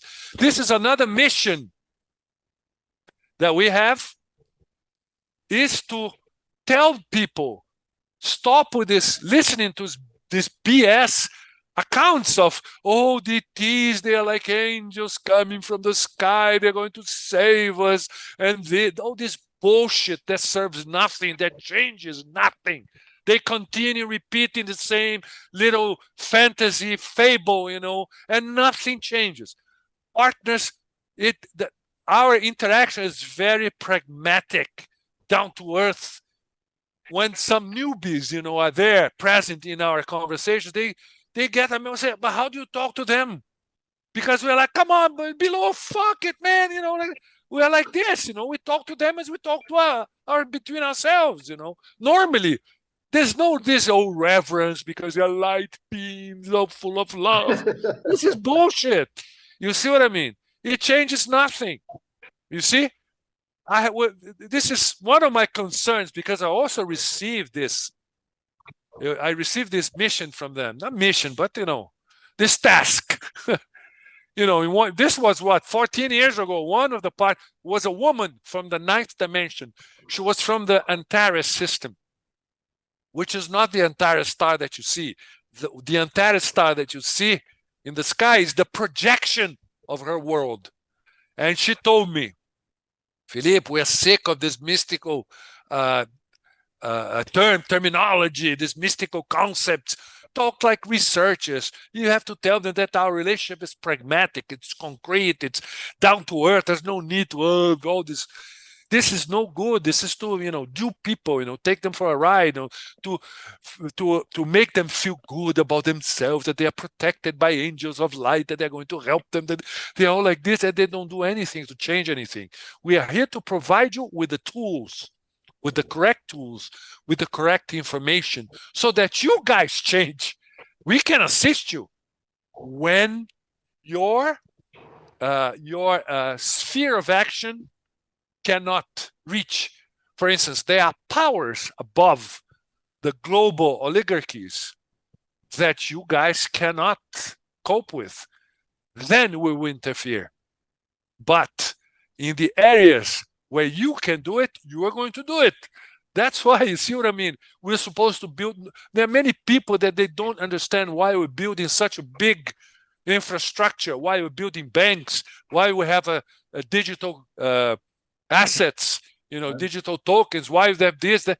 They don't understand why we're there in Dubai, in the Emirates, with a farm in the desert, planting in the middle of the desert with that. They don't understand. Well, we're implementing the technology concretely. Do you want what? You think you're going to live of love, universal love? This changes nothing. So many years we hear this pseudo contactees, the beams of light, and nothing changes, the same bullshit. The interesting thing is this: none of these ETs ever talked about the real shape of the Earth, how they really are, how the Earth system is, how the rings around the Earth operate. Nobody talked about this. And you keep talking about the solar system, that it doesn't exist. You see what I mean? You debunk. We already know who is really talking to aliens or not, just by the way they talk. When they start, no, because the solar system, the secret space program, there's no secret space program. Nobody has technology to pass by the Van Allen belt. This is a lie. So we know. You see what I mean? That is why, in my experience at least, for instance, in 2002, we were passing by a very bad phase. We had a MUFON director here in Brazil Guevart, AJ Guevart, he passed recently. He used to really persecute us, trying to shut us down, trying to shut our mouths. Why? Because we're a menace to these people, to this established, controlled opposition, as MUFON is. MUFON is a bunch of liars. They are controlled opposition. That's what they are. They've been smearing us. They have been smearing us for a long time. And in 2002, they're really going beyond any means, to smear us. And then the partners came to Urandia and said, Urandia, let's but let's make an abduction. We will abduct you. We will take you. We're going to give you a window of time for you to prepare, and we'll take you. And we're going to leave plenty of evidence. And this is what happened in September of 2002. I was there. I witnessed everything. I was one of the first to break inside his room. When we entered the room, we saw, the imprints in the bed sheets, in the ceiling, the ozone smell there, very strong. My God, my hair was like, I had goosebumps, we were like, oh my God, what's going on here? Jesus, real, really. Because then in 2002, but to see something like that was crazy, And then I gathered all these photos 3 days after Urandia was brought back. Of course, he was not abducted because he's been up there hundreds of times, He knew what he was doing. He went there to train, really. And then when he came back, I prepared an article and I sent to this guy in the States that I knew, Jeff Rance, who has a radio program online, very serious guy. And we had a 3-hour conversation with him on December of 2002. It was then that this conversation attracted the attention of Linda Moulton Howe. She is still the premier UFO journalist in the world. She called me and said, "What the hell, you guys?" Very arrogant. What the hell you guys are saying? It's crazy. It cannot be. I'm the #1 abduction researcher in the world. And I said, Linda, I know your work. I've known your work for years because of my past, I've known her since the 80s, so I knew who she was. You are a serious journalist. You're more than welcome to come down here and do the research. And she came in 2003, February of 2003. She came down here. She was supposed to stay like 4 days. She spent 12 days here. We allowed her to take the bed sheets, everything, the disc-shaped stone. She took everything to the States, had them analyzed. She produced a very small documentary, 20 minutes, showing all the evidence. She told me then, I kept a link with her, an open conversation with her for many months. And she was telling me, this is the most amazing abduction case ever. It doesn't exist with the evidence you guys provided me. Research in labs in the University of Pennsylvania, University of Philadelphia, biophysicist Levengood. Of course, he passed already. This was 20 years ago, guys. Biophysicist Levengood. She made one presentation in Seattle about this case, open presentation. And who was there in the presentation, shouting like a madman, trying to cancel her? AJ Guevart, the crook from MUFON here in Brazil. He flew to Seattle in order to try to, stop her spreading the news of Urandia and wasn't Dakila, was Project Portal then. Yeah, and she shut her mouth. She didn't speak anymore. She called me and she said, Felipe, I was threatened. I'm not going to talk anymore. Nobody wants to hear. Why? Because we would debunk all these pseudo experts. Because we have the conversation. We have it recorded, filmed. We can prove it. There are hundreds. It's not Urandia, a guru there, the all-knowing, sole contactee representative of the 49. There are hundreds of people. So it doesn't exist anything like this in the world. So that they will be exposed. So they don't talk about us.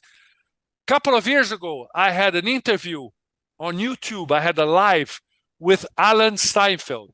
This guy is a major UFO One of this, I saw the video. I You saw the saw? video. You Yeah, I saw know how? who you're talking. The older guy. The older guy. Yes, the older Yeah, guy. yeah. That guy is I a know. major one. Did you see how uncomfortable he was? He He was was very all comfortable, uncomfortable. and he didn't know what to do. He was like, "Oh my God, how I'm gonna do it?" You know. And if I recently I tried to download my interview because I forgot about it. I forgot to download it. He did something to the video that half of the video is frozen, only the audio. Why? Because I was showing the videos. I was showing the footage of the partners, of Linda, of the research. It's a menace for these people. You see what I mean? It's surreal. Felipe, look, what you just mentioned, it's happening in all these different areas. Is that banking, somebody's posing banking or pharmaceutical or any other industry or wants to come with they had electric cars hundreds and hundreds of years, Yes. 150. They had engines on water and so on. I mean, when you go into deep this in this kind of research, you see that what happened to Linda and everybody else, that everybody that goes against the system, that we will talk about this a little bit more. Also, we can talk about it. It always happens. They threaten them, they threaten their families, or they offer them shitloads of money so they shut up. Okay. Or in the end, if nothing works, they kill them based on suicide. Oh, he was depressed, this happened, and so on. Suddenly he was super happy, and next day he's dead and his whole family. But okay, I want to make it clear. So so Ratanaba. Okay, I have three questions also. Okay. Do they tell you is that even now the correct words? Universe started, how this Earth started, when, and who are Anunnaki, and what is the difference between Anunnaki and 49 races? The origin of the universe. Okay. They say that the Big Bang theory is completely false. Oh, yeah, it is. 100% false. I shouldn't, but I will. The Earth system. The Earth system, as the partners call, I'm going to repeat how they told us. Because we're still learning as well. We don't know everything. We are still learning. And also they make us study a lot. They don't spoon feed the information. They make us do research, experiments, study. It's a pain in the ass, but it's great because it's a partnership. You see, we learn with them. They are teaching us how to do things, how to think, how to properly reason. Now, I'm going to tell you, because the partners, they have spoken openly in open conversations. When I say open conversations, it's conversations that we have during our gatherings in Daklia, in the farm, when the partners, they come and talk to the big group. They call it the big group, 300 people at the same time. They have spoken openly. So I will. Otherwise, in the focus groups, when they talk, normally we cannot really, certain things we cannot say for the moment. But since I know time is short, I start advancing things, So now the Earth system. Partners tell us that what we understand as the universe is the Earth system. For instance, what we think asteroids are, comets, it's all wrong. They travel within the Earth system. They say that the size of the Earth system is simply huge.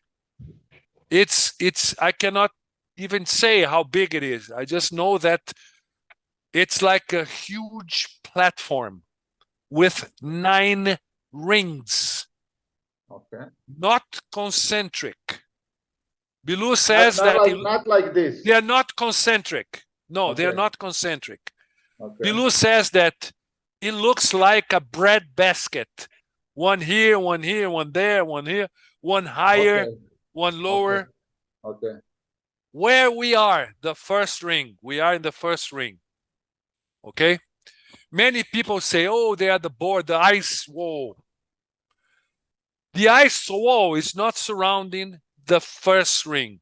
There are many continents beyond the ice wall, beyond the North continent that we talk about all the time, the North world that we talk about.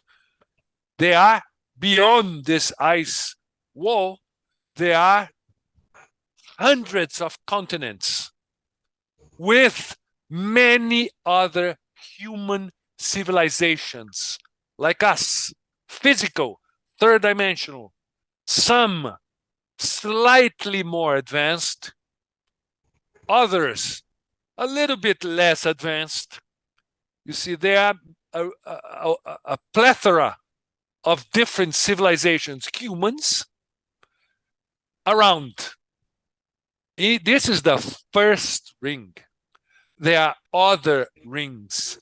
For instance, the Greys, the famous Greys, that they say they are from Zeta Reticuli, they are from here, they are from Orion, doesn't exist. The Orion we see is the projection of Orion, the world Orion, which is a completely different situation, okay? That the partners haven't really explained us the dynamics. That's why I'm not going to say anything, because I don't understand it yet. Okay. But for instance, the Greys, their home world is in the fifth ring. The Anunnakis, who are the Anunnakis? They are human. They are not reptilians as people think. Oh, they are reptilian. This is BS. They are humans.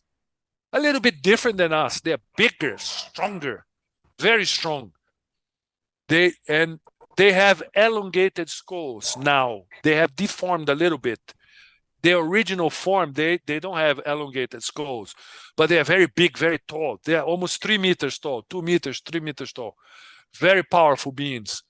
They are third dimensional beings, same density as we are. Okay, same density. Their original world is on the fifth ring, and they came to Earth to mine it 450,000 years ago, and they have fabricated from scratch. Daklia Sitchin was not correct saying that they manipulated the simians here in order to fabricate humans, to work for them as slaves. Was not correct. And Miss Irene Granke, she was a very close friend of Daklia Sitchin, and I had the chance to meet him personally during in 1989, there was this huge conference in Frankfurt. It's called Dialogue with the Universe, organized by Michael Hesemann. He's a very famous, I don't know if he's still alive, but then he was a famous researcher there in Germany, and he invited Miss Irene Granke for a speech. And there in the lounge there where all those that were going to give presentations were there gathering.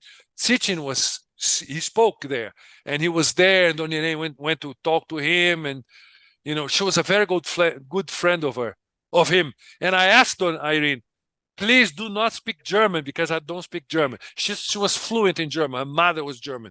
And I was like, don't speak English, otherwise I won't be able to understand. And she went there, and she spoke English with Daklia, and I heard him say many things to her.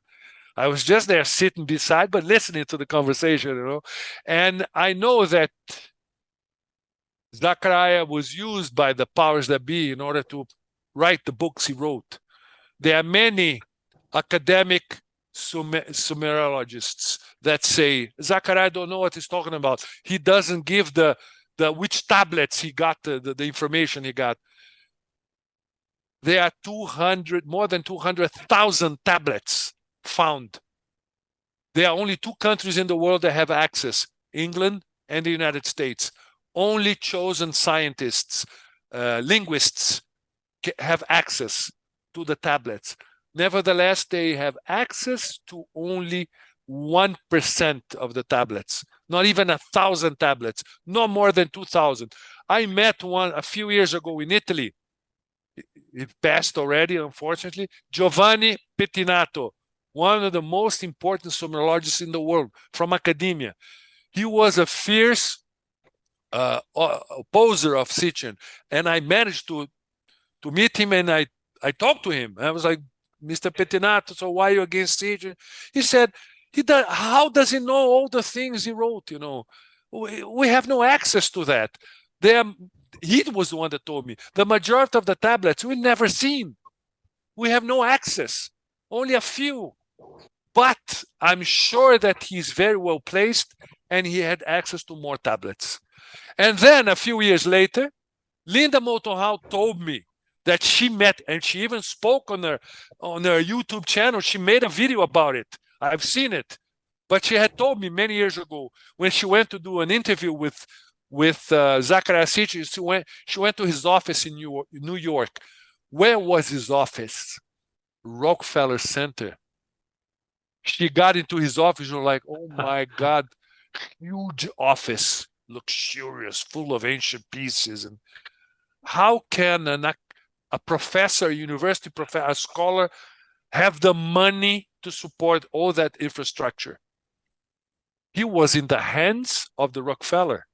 Rockefellers is one of the families involved in this huge oligarchy. Of course, they gave him the tablets.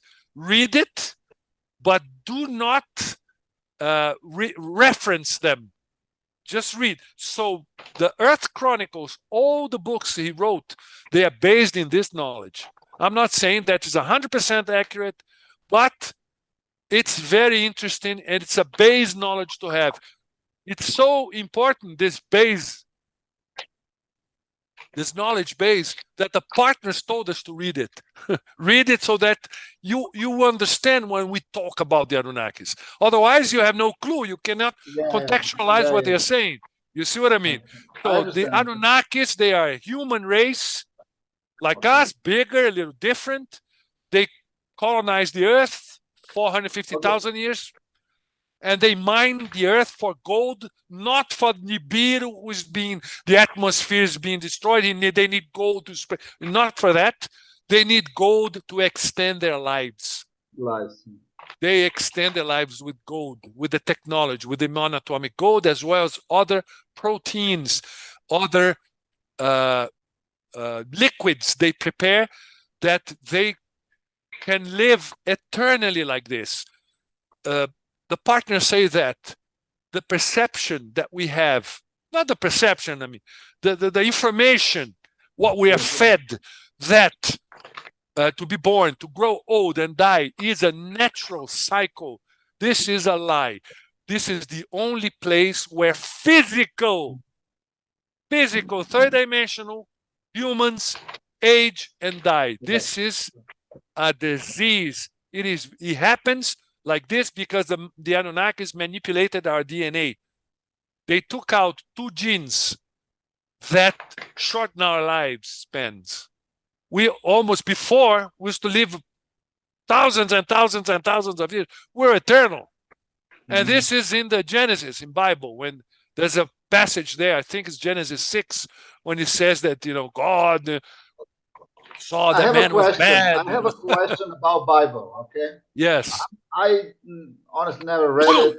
I don't know if I will. I have no really interest, because the way I see it, because what we're talking about, like you said, the information we are fed, right? So first of all, how actual or how changed is the Bible from, and how much is really inside? Or what is removed? Let's go like that. Because if we take, I'm looking as a person that doesn't know anything, right, about that, right? So if I read it, do I get false information? Do I get half-truth? Or what do I get? I see what you mean. It's a very delicate subject because we're dealing with faith. So I do not want to offend, If someone believes, that's very good. They can keep on believing whatever they want. It's a subject that I love. I love the Okay. subject. It interests me Okay. a great deal. Okay. In the past, I never had anything to do with reading Bible, even though I studied in a Jesuit school in Rio, Okay. but I never believed, nothing. Okay. But when I started with the partners, it was almost required to read it, to understand many things. Why? Okay. Okay. Because the partners have interacted in the times of Jesus, in the times of Moses. There are many passages where the partners were present. I understand. And there are many information we receive from them that has to do with biblical studies. Now, since Okay. it's a subject I already like, I began studying it extensively. Okay. And I also studied with an Italian scholar called Mario Bellino. Okay. He was a Vatican translator, Okay. official translator, that one day he decided, as a pet project, was not work, was a pet project of him, he decided to translate it literally, the Old Testament. And he translated the whole, since he had access to, less manipulated manuscripts in the Vatican, he got the oldest one and he translated it literally. And when he read it, he said, this is not a book about religion. It's nothing too spiritual. This is a history book about a group of people that have interactions with another group of people that doesn't come from here. And he wrote his first book. He has more than 7 today. First book he wrote, The Bible Doesn't Talk About God, was a scandal in Italy. He was expelled from the Vatican and started writing and doing. And I have been following him, studying with him, because it's amazing that even though he's not someone who has anything to do with alien contacts, he's saying the same things that the partners tell us about the Bible. Well, Basically, the Bible is a history book. It talks about the 49 races, and it also talks about the Anunnakis. You have to understand the terminology. It takes time and study to be able to pick of course. apart who's who. You see, we have the amazing opportunity to confirm certain things with the partners, even though sometimes they do not really confirm anything. They make us more confused on purpose because they want us to study.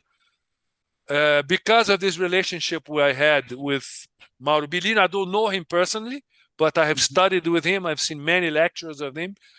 I had to, because of the languages also I speak, I have many Bibles in many languages and also of different editions, because it's very important that. With that, I could sort of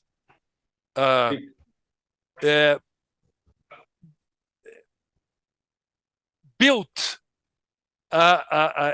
construct a puzzle, build a puzzle, put the pieces together in a better way. I wouldn't say 100% accurate, but in a better way. It's long. I've been studying this for more than 10 years. That's what I'm saying, right? I don't have 10 years. Like, what? Look, why I'm asking this question is because in these days, right, with the technology we have, social media we have, with disinformation that we get, with TV, brainwashing, stuff like that. Yes. And also today is this here, like, what if I play devil's advocate here a little bit, although part of Dakila Europe, right? Why would people that look this first, like, why do they believe you, example, or Dakila, that they're telling the truth, right? I understand, like, they're in what sense? It depends. Because, for instance, if you talk about our researchers like Hatanaba, Convex Earth, these are researches. Exactly. You just look. It's not an act of faith. It's not that we believe. We are discovering. Oh, I don't believe in Hatanaba, like in the Brazil last year in the first semester. This is bullshit. It's ridiculous. All the major mainstream media news, it doesn't exist. It's proven. We had a LiDAR scan of the area. A LiDAR scan. It's undisputed proof. And when we came out, we are like, oh my God, I don't know what to say. Oh my God. You see what I mean? Yeah. Same thing with the convex Earth. The experiments are there. Now, in this religious aspect, that's why I don't talk openly about it. Okay. Only like face to face Okay, here okay. in Dakila. We Then can, yes, we can talk. drop it. We can drop it. But It's no, okay. I don't mind. I don't mind. Oh. But it's a little bit more difficult because, oh, I don't believe that. Yes, I understand that you don't believe because you used to. But what I tell, especially the faithful, is this. First of all, study your religion. Don't believe what theologists say. Theologists, they are inventing a story. They don't know shit. They are inventing. They are interpreting the texts. Go and study the Bible in different editions, in different languages if possible.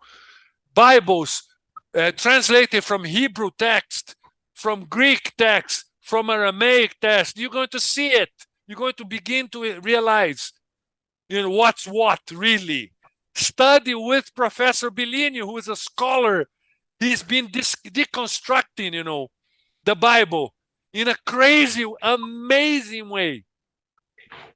You see what I mean? Felipe. So it's fantastic. And then this is for us. We have the conversation with the party. I asked them, what about this? They tell us. But if I tell you the people, they're not going to believe. Of course, of course. It's normal. Tine and Felipe, can we, Tine, I have to go to the toilet already like an hour and a half now. So can you guys touch a little bit Ratana and ziggurats and pyramids and maybe technology behind it? And yes. I have so many other questions. So, but yeah. Hey, hey, Felipe, you just mentioned Mauro Bellini, né? Mauro Bellini. Hey, that is crazy. I know that nothing is without a reason. I found this video and I send it to you now on your WhatsApp and also to Mateus. It was yesterday when I found him first time. And yes, it's the title is "The Bible Does Not Talk About God." It is the title. Yes, it's amazing. This is the first or second book. I have 7 books of Mauro Bellini. It's awesome. His lectures are awesome. It's incredible.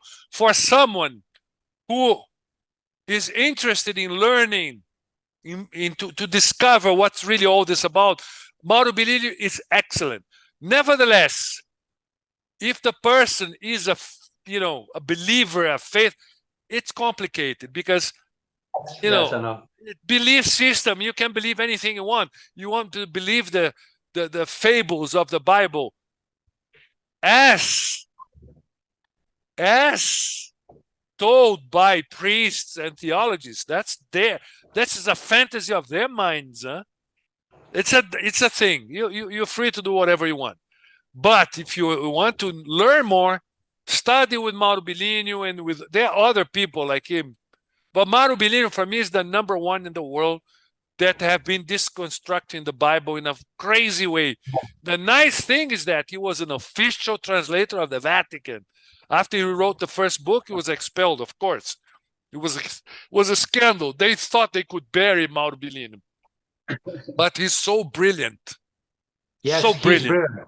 Mateus, that he grew so much. He is a phenomenon in the whole world today. Mateus, I let you know, I send it to you the video about him. You have on your WhatsApp because I found him first time in my life yesterday. And today, look, our friend is talking about him.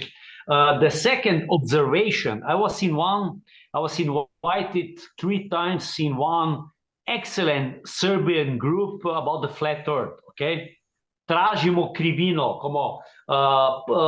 we are looking for to see the curvature, okay? Yes. Amazing group. You're not going to find it. Yes, no, of course, but they are flat earthers, okay? So yes, they have already, I think 304 emission in row. So that is a few years already. But I was invited and they asked me a lot of questions. You know, first about the flat Earth. Okay, then we start to talk a little bit about the human history, and I touch for the first time this part of the religion. You know, Jesus, Emmanuel, Maria Yes. Magdalena, and so on and so on. We will not spend the time about this, Yes. but it's amazing. The people which are open-minded to realize that the Earth is convex, they are not open to hear anything what's not regarding or in according to the Bible, which they believe. They are from the Serbian Orthodox Church. It was amazing. Felipe, they attacked me like hell. It was crazy, but I didn't. They will be forced to change the way they see this matter, because soon many people tell me, Felipe, how can you affirm all these things? First of all, it's my experience. I've been witnessing all these things. Second, I know, and I tell people all the time is on our side. Soon the partners will open, disclose themselves. Everybody's going to see everything. They're going to be shocked, and they'll be forced to face the truth. So time is on our side. I'm like, I don't care. You don't want to not believe. You don't want to understand. You don't want to do the research. You don't want to really seek knowledge, as Bilu says, as our partner says.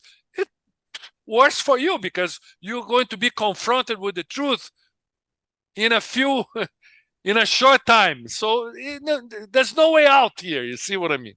Okay. The time of lies are almost over.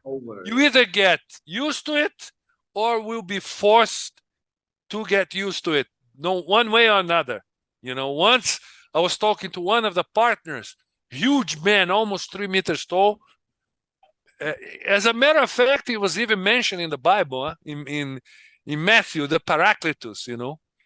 And he said, soon there's going to be an information shock to the population. There's no way they can avoid it. So all these lies are going to come down. So just a matter of time. Listen, I would like to ask you a question. When I heard the first time this part of history about the real name of Jesus and so on, okay? Yes. I call one my friend in Slovenia, and I said to him, Ivo, do you know the real name of Jesus? And he said, Emmanuel. And I said, what the fuck? How you know this? Really, I was in shock, you know. I was in shock. And he said, you don't know the Slovenian writer, Jakob Lorber. I said, who is this guy? So later on, I start to do my research, my homework, and I realized that in 1800 was born one Slovenian guy, which start to write a new evangelium, a Bible, because he said that everything is lie and that he's talking with the God. I think, and that is my question, is it possible at that time he had the contact with the 49 races, because the information which he put on the books, his books are amazing. They're correct, not 100%, but you know, 80%, 90%, 70%, it depends. But it's amazing how partners, they have contacted many people in the past, but it's the first time. But it's the first time that they have gathered such a group as we are in the fashion that we have been going about. It's the first time. And one interesting thing, partner said, this is the first time that something like this is occurring, that a group of civil persons from various walks of life, from many countries, they have been having physical, verbal interactions with the whole band of the partners, from the Gemas beings, who are third-dimensional humans that assist the 49. They are not dimensional. They are planetary. They are third-dimensional beings, but they work with the 49. We are having contacts with these people, and also all the 49 races from all dimensions, all the way up to Lilith and Emmanuel, who are the heads of the 49. They are in the 13th dimension. It's the first time and will never repeat again in Earth history. The partners told us, what you live in, it's something of history. It's going to be registered for humanity. All this. This is the first time where a group here, not only on Earth, in any third dimensional world. It's the first time where a group of people from a third dimensional world, such as ours, are having physical, verbal conversations with the partners from all the 13 dimensions. This is unique, unique. So and this is going to be known. For instance, you talked about Lilith and Emmanuel, no? They are the heads of the 49 races. They came to talk to us a few times, but they talked to 4 people only. 2 of them are my parents, and they are old people, no? My father is almost 90 years old. My mom is 80 something. And they were the ones that had face-to-face conversations with them, recorded. And they're all old. The other couple already passed. They were very old too. And I was the one that listened to the conversations and did the transcriptions. So I heard them speaking. I heard everything they said. And also, when my father was doing the training, I used to take him to the place, you know, where he used to have the conversation. I could not stay with him, but I could see them arriving and I could hear them talking many times. So it was fantastic, this. And I can tell you, really, that this too, really, it's, you never, Gene, you read Portuguese, right? Yes, you never read the Livro da Aliança? No. The Livro da Aliança is the transcript of the conversation between them. It's amazing. No, wait. Livro da Aliança. Yes, wait. Livro da Aliança, it's very important. I did the transcription of the conversation between Lilith and Emmanuel, my parents, and the other 2 representatives. Only they spoke face-to-face to them. Felipe, I would just like to emphasize that that all this, your conversation, I don't mean just this, but in general, everything is recorded. And I don't know if you can see. I received This is the one. Contato com Emmanuel e Lilith. Yes. I try to explain this to the people, but I didn't know that because there is no title. Don't do that. This is for us only, huh? Not just for the group. I said don't talk to other people. Explain this, but I didn't. Forget it. No. This is for us. No, doesn't matter. Of course. No, yes. Saw yes. 99% of our conversations are recorded, filmed.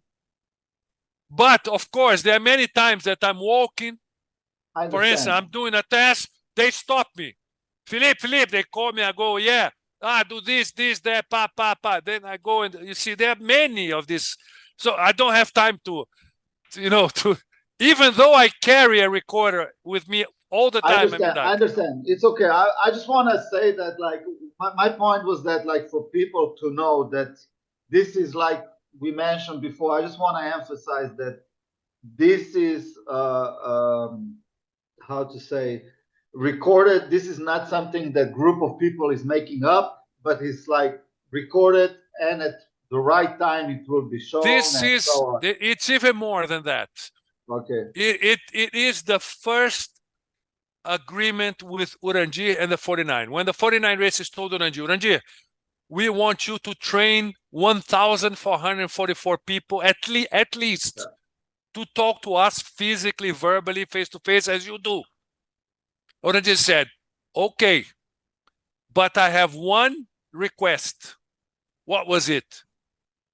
All our interactions must be physical, verbal, face-to-face, all of them. Therefore, in our interactions, there's no telepathy, there's no channeling. If anyone of Dakila comes and says, no, I'm receiving the information, this is bullshit. They are lying. This is not the agreement we have. Even with the orbs. We also, we have specific training or activations by the partners to listen to the orbs. I had an experience where the partners activated me and I could understand the orbs. I could hear them physically. And anytime they talk, sometimes Urandir often talks to them. As a matter of fact, he's the only person in Dakila that talks to the orbs. The only that is fully trained that talks. I'm talking about conversing, chatting anytime, anywhere with the orbs. Okay, he's the only one.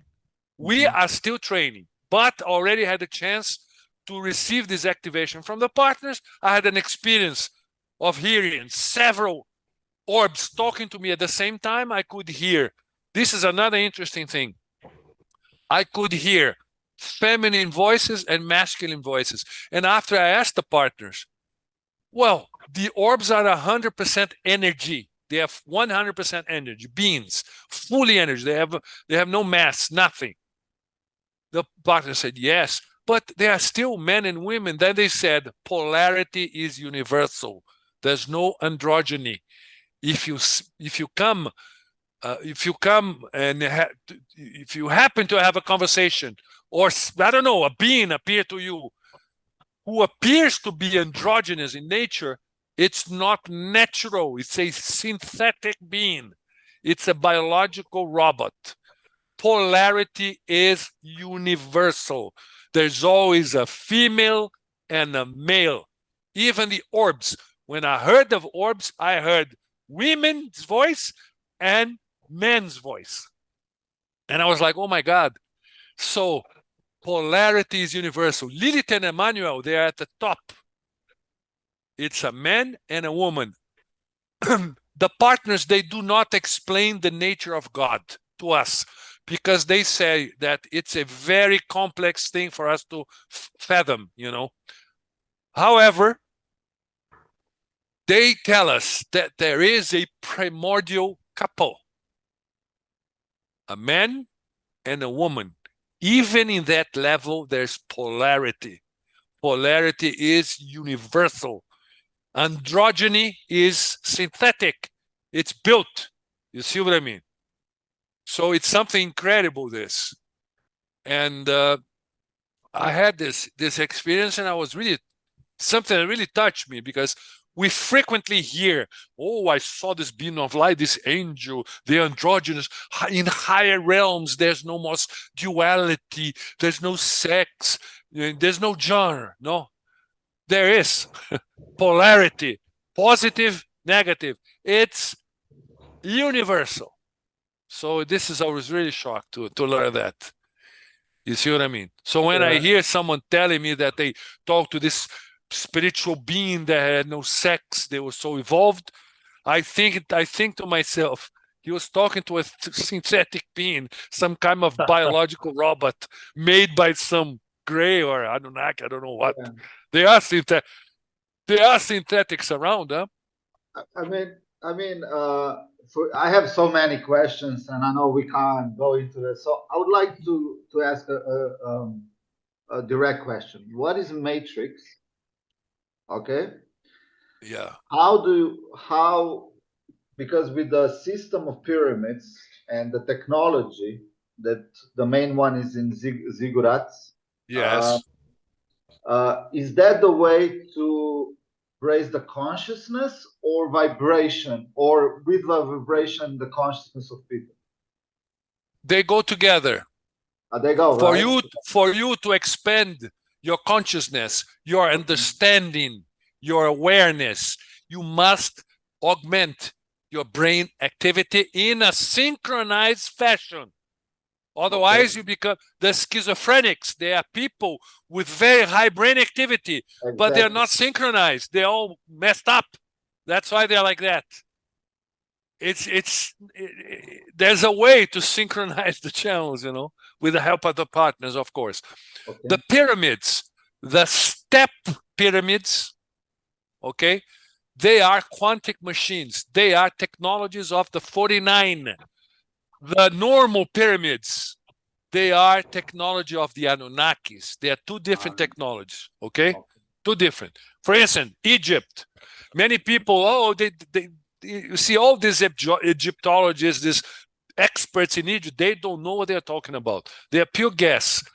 We have been to Egypt in a very interesting expedition with Dakila, where we did the task in the Saqqara. Partners told us to go to Saqqara and bury artifacts around there so that we could use still the foundation of Saqqara, which is still operative.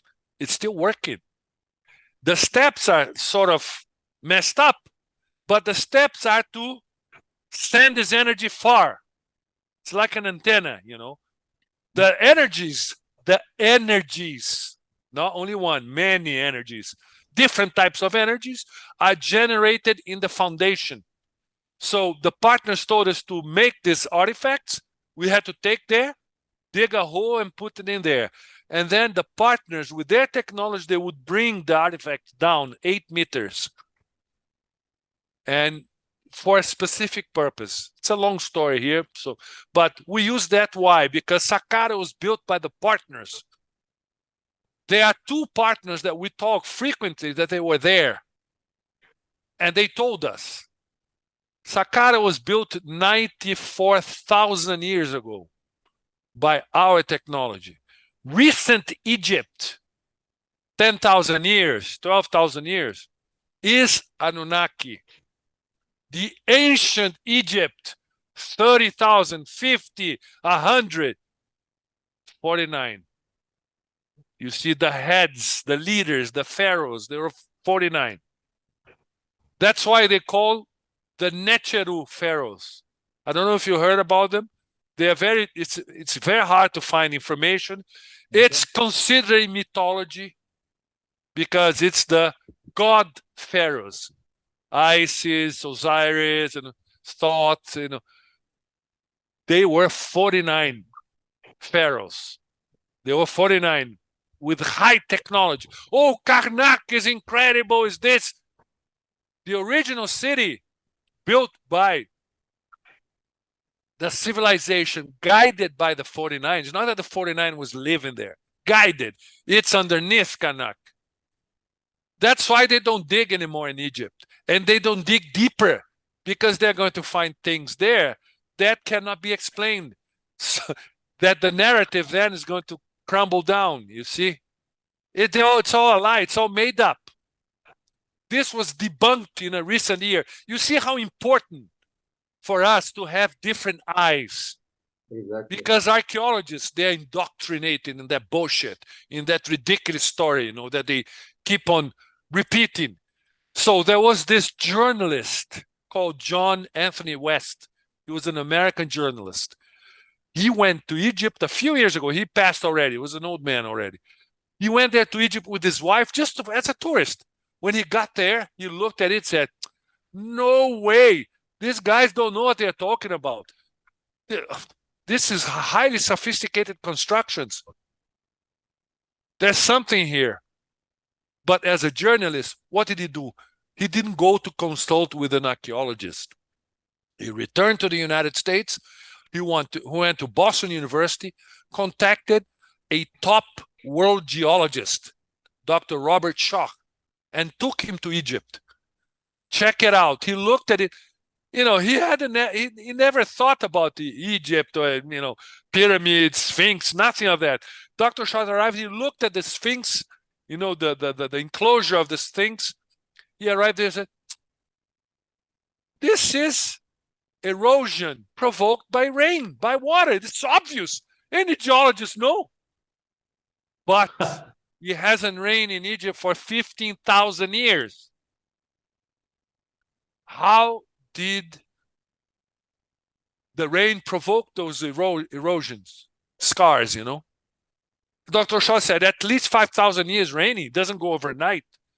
So the Sphinx has at least 20,000, at least, proved geologically. End of story. The Egyptologists, oh my God, they know, but... Are you familiar with the work of Hancock and... Yes, of course. Rand Hancock, he's a journalist as well. He has a different eye.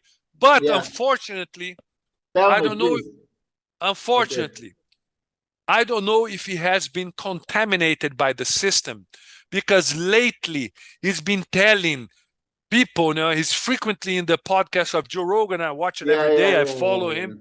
And he's enchanted with, he's amazed with the ayahuasca, and they say that because of ayahuasca, all the ancient civilizations made all those crazy technological breakthroughs. This is bullshit. It's not that. I don't know if he has been contaminated by the system to steer the story towards this. No. He's been talking about ayahuasca for a very, very long time. Maybe just now a little bit more. I don't know what he's talking about, that ayahuasca, but this he's saying that because of the use of ayahuasca, the ancient civilizations, they progress so much. This is ridiculous. Oh, no. This is the mushroom and plant medicine theory, right? And I know what you're talking about. Like, I completely disagree with this. But I have a question for you, and about, because mushroom and plant medicine and things help me a lot in personal life, right? And is this like 3D? Because it's nature, right? It's all nature. How does it really help you? Because you can see in helping people. What is your point of view on psychedelics? Let's call it like that. Well, psychedelics and all this. I'm going to tell you what Bilou told me, because I asked him personally about this. Okay. He came to me and he said, Felipe, the humans were not made to have any substance to alter their consciousness. You guys were not made for that. That is to steer you guys, to control you guys.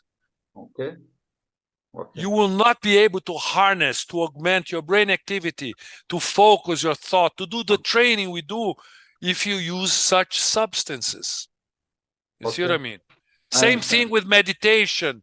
It's so now in vogue, you know, everybody now is fashionable. Let's meditate, yoga, vegan, and all this. This is in order to what? To control those that they are waking up. Meditation puts you in a low brain activity.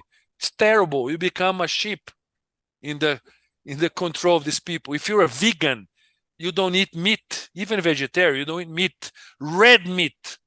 Red meat is absolutely paramount, not only for our physical health, but also for the increase, the augmentation of our brain activity. There are chemical substances in the red meat that they are necessary in order to activate our metabolism, in order to, amazing as it may sound, detox our cells, and also to augment our brain activity. It is vital for us. As a matter of fact, we have several tasks that the partners pass us that we have to do a barbecue with meat there. It's crazy. It's the opposite of what we hear outside. And because partners say this, we have Adamic genes, which are our heritage from the 49 races. It is the technology, the genetic technology that the 49 races passed on to Enki, to the geneticists of the Anunnakis. But we have also Anunnaki genes. And the staple food of the Anunnakis is red meat, cattle. They brought cattle to Earth. It did not exist here on Earth, cattle. They brought it. You see, that's why we heard them and we eat them. It's like this, you see what I mean? it's so psychology says about our reptilian brains, and this is all bullshit. This is another field of knowledge that is completely, it's ridiculous, like astronomy. It's all wrong. When they talk about our primitive minds, the reptilian mind, bullshit. It is our Anunnaki heritage. We have Anunnaki genes. The Anunnakis, they are very much like this, they are very violent. They fight between themselves. They are envy of the other. They cheat their wives with the other. All these negative things. It's common in their society. They're always cheating one another, fighting. They are very bellicose. It's crazy.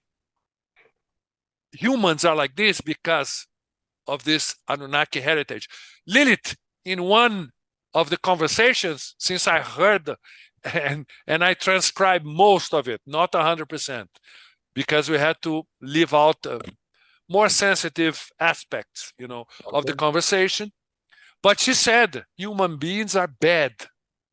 Why she said that? Because of this Anunnaki heritage, this primitive aspect that we have. This is our heritage from the Anunnakis. There's no way you can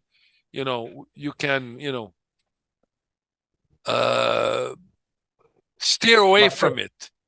You can. Yeah. Excuse me. What? Excuse me. I just need to because we need to be gentle. Just to ask. It's past now 3 hours. Just to ask you if you want to continue or we stop. Yes, because we spent already 3 hours, and we would like to also invite you to have one Zoom conference live with the people. We will invite a few hundred people from 4, 5, 6 languages. Countries. Yes, and we will have one interaction with them live. So maybe, I don't know. It's up to you. We can proceed. I think it's enough, because otherwise it's too much. You can get confused. Okay. Let's go step by step. Can we just touch in short, maybe 10 minutes? Can you just explain maybe a little bit how Expo in Dubai, where we were also a speaker, keynote speaker, and what that means, collaboration with UAE and Dakila, and maybe just a little bit plans for the future, what the areas that Dakila is preparing, so that before you answer, Felipe, before you answer, let me tell you something. I and a lot of people from Slovenia, we published your speech, that 2-minute speech. For me, and for a lot of people which understand already our movement, for me, that is the most important speech ever. These 2 minutes which you had on Expo in Dubai. Congratulations for this. Really, it's amazing. Thank you. Well, it's the first time that we openly talked about the 49. What we did there, we disclosed to world leaders there, because there are many there. We are here.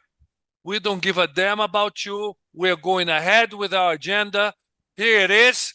They are here. They are with us. You want to join us? Great. You don't want? You lose. It's like this. That's what we did. We are here for the people. We're the only ones that talked. We are here for the people.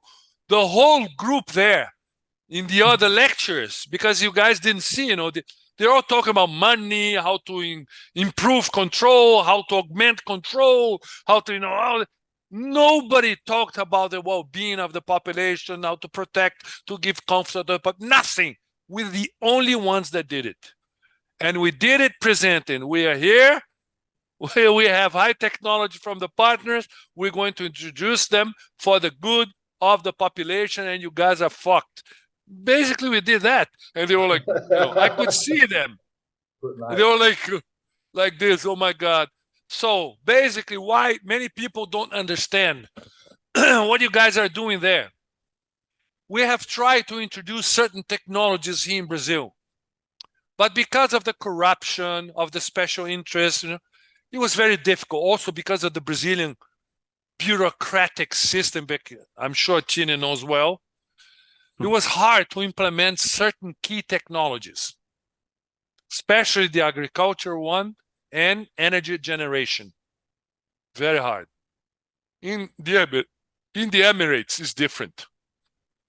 They have first of all, they have a different outlook to the world.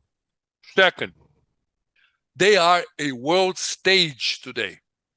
The Emirates are a world stage. The whole world is looking at them. Also because Dubai became the premier capital of technology in the world. I've known many places everywhere in the world. I've been everywhere.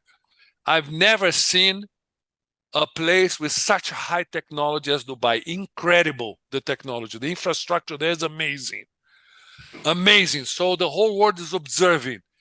After I had returned from Dubai last time in September, and in October we went to the States. My God, we landed in Atlanta airport. It looked like a shack compared to the airport in Dubai. It looked like a shack, really. The infrastructure in the States is really, it's obsolete compared to Dubai, It is. To the Emirates, actually. So, there it's the perfect place to introduce certain things. It's very easy. Once you have the correct connections, you can do anything there. And they want to have us there because the leadership there knows about the 49. The leadership there invited us there. I think maybe Chini already saw some videos of our CEO, Ranjir, explaining this, that he encoded certain messages in the translation, in the Arabic translation of the Convex Earth documentary. And they understood. They knew what we were saying. That's why we went there. They know about the 49. They know it. And also the Anunnaki, they need us for certain things, So they have to sort of, somehow they have to deal with us. You see? They're in our hands. There are many people in Dakla. Oh my God, we're going to be eaten by the Anunnakis. They're going to, dupe us. They can't. The 49, they are billions of years ahead of them in technology. It's like an ant with a lion. There's no way. And also they are in our hands because of certain things. And there we're going to be able to introduce many technologies very quickly, That's why we're there. And the next step.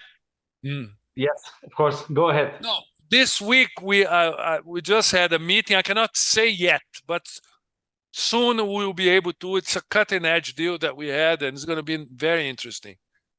Maybe in the next gathering here in April, I'll be able to talk about it. Okay, listen, one short story about Dubai, because it's amazing. I was once again, I was invited in another group in Serbia, and the guy who invited me day before the live conference, he asked me about what I will talking, and I said that also about Dubai. And the next day we start this transmission, and I wanted to start to talk, and this guy who invited me said, "Listen, Tine, just give me a break. I need to tell to the audience something." And he started like this. Tine told me that he will talk about Dubai, how the Dakila is important, how the Emirates are dealing with Dakila in high level with respect, with blah blah blah. Okay, all this. And he said, and I have one friend He's from Serbia, and he worked on this event in Dubai. And he said, I called him and I said, listen, guy, what is going on this event? And he said, oh my God, you know, the most important people, organizations, NASA, whatever, they all are here. But there is something strange. And he asked him, what is strange there? There is one group from Brazil called Dakila. And we don't understand why they are there.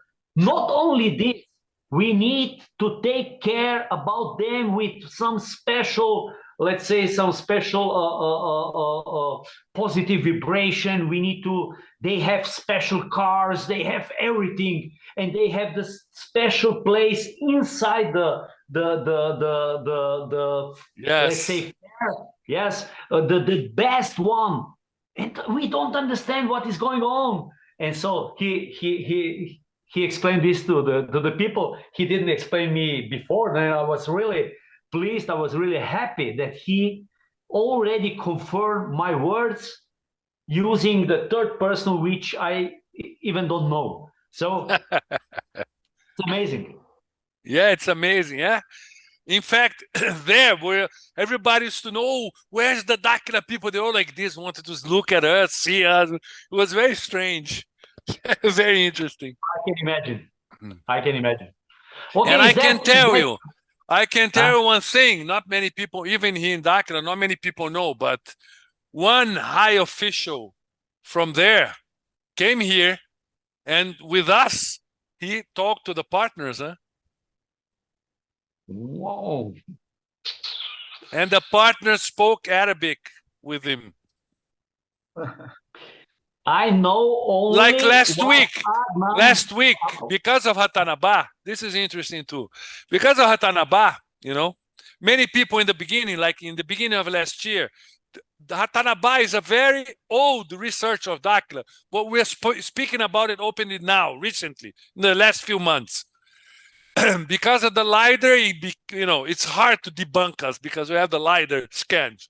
But now, this past week, more than 10 Indian tribes of the Amazon came to Dakila to cement. But they're like, what the hell is going on? All of them are saying, we know about it. We know about Ratanabá. We never spoke to you white people about it, but we know. They are speaking openly. They are making partnership with us. And it's the first time, few people, even in Dakila, the majority, they don't know about it. Last week, we received the Chavante tribe. Chavante is a very famous tribe. They are the guardians of the Roncador Mountains. Very special place in the north of Mato Grosso, the other state, north of here. We're here, Mato Grosso do Sul, Mato Grosso. There's the Roncador Mountains there, and they are the guardians of the area. Their reservation is there. They are very special tribe. These people are very special. Came like 10 of them together with the chief and the elder. And they were amazing. They did many tasks with us. They made us close the doors of the auditorium of Dakila, turn everything off. The first time they spoke to white people about their experiences with the partners, and 2 days later, in a situation there, Bilu came, appeared, talked to them, and none of the people in Dakila that were there understood because Bilu spoke in Chavante, in their language only, and there are few people that speak this language. Few people. The interesting thing is that one of the guys, an anthropologist, I think, he's white, Brazilian white, but he's been living with the Chavante and he works with the Chavante tribe for the past 20 years. He speaks Chavante. The guy almost draw his job. It's like, how can this be? There's a few hundred people that speak this language. Nobody speaks this language. How can the guy was fluent in that language? Not only fluent, Bilu, after the chief said that he was very intrigued because the accent of Bilu speaking Chavante is the accent of the tribe of Chavante that lives underground, that nobody knows about them. Huh? Only the Chavante know, and they disclose to us, we are 2 ethnicities of the Chavante. One lives on the surface, the other lives in the underground cities. And Bilu spoke with the accent of the underground, of the Chavante of the underground. It was surreal, totally surreal. And it was recorded, but nobody understands because they speak Chavante. It's crazy. Look, I am really proud to be part of this. For this moment, really, it's amazing. I'm proud. No, it is amazing. It is amazing. It's crazy. Okay, you came to the right. You moved to the right country, Chini. You chose well. You chose well. Right. I would like to say first, yeah. Can we? What do you think? What do you think that we came to that we finished for today? Well, yes, look. Okay, first of all, look. I mean, I have like my. Let me just. I was just like the last 5 minutes. I was like somewhere else. I was listening, but I was like just thinking like what I believed about certain things. They completely shattered. So I have like a million questions now. I could do this like for next 48 hours, okay? But like we will stop. We will stop. But like a lot of things that like I didn't think about it, or like I see the things differently. So I'm really looking forward to explore what Dakila has more to offer. And we do what we do in Europe for Dakila, about the Dakila and things like that. So I'll be in Europe in April. I'm going to Portugal for a seminar in Lisbon. I have an activity. We'll think about this, that we met each other in Slovenia. What? Yes.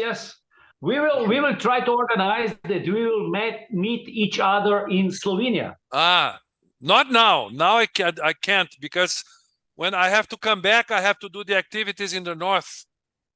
In Natal, Espírito Santo, I have already activities there. Okay. So from my side, I would like to thank first Mateus to invite us, and the big thank you for my friend Felipe. Felipe. Thank you. Really, I thank you guys for the opportunity. I like to talk about these things. Felipe, I would just like to ask you next time. We don't need you to say now when, but like we would like to invite you back, not just for the Zoom, but like to have this kind of maybe conversation when the time is right. So maybe we can go deep in other things, different technologies. Yes. The other topics, I call it like that. Yeah. At some point in the future. Yes. That's it. Thank you both. Tina or Felipe, any last words, or Tina, anything else? Yes, I have. We win already. We will win. Oh, yes. We win already. Okay. Thank you, guys. Thank you very much. Thank you both, and I'll see you soon. Bye. Thank you. Bye. Ciao. Thank you. Follow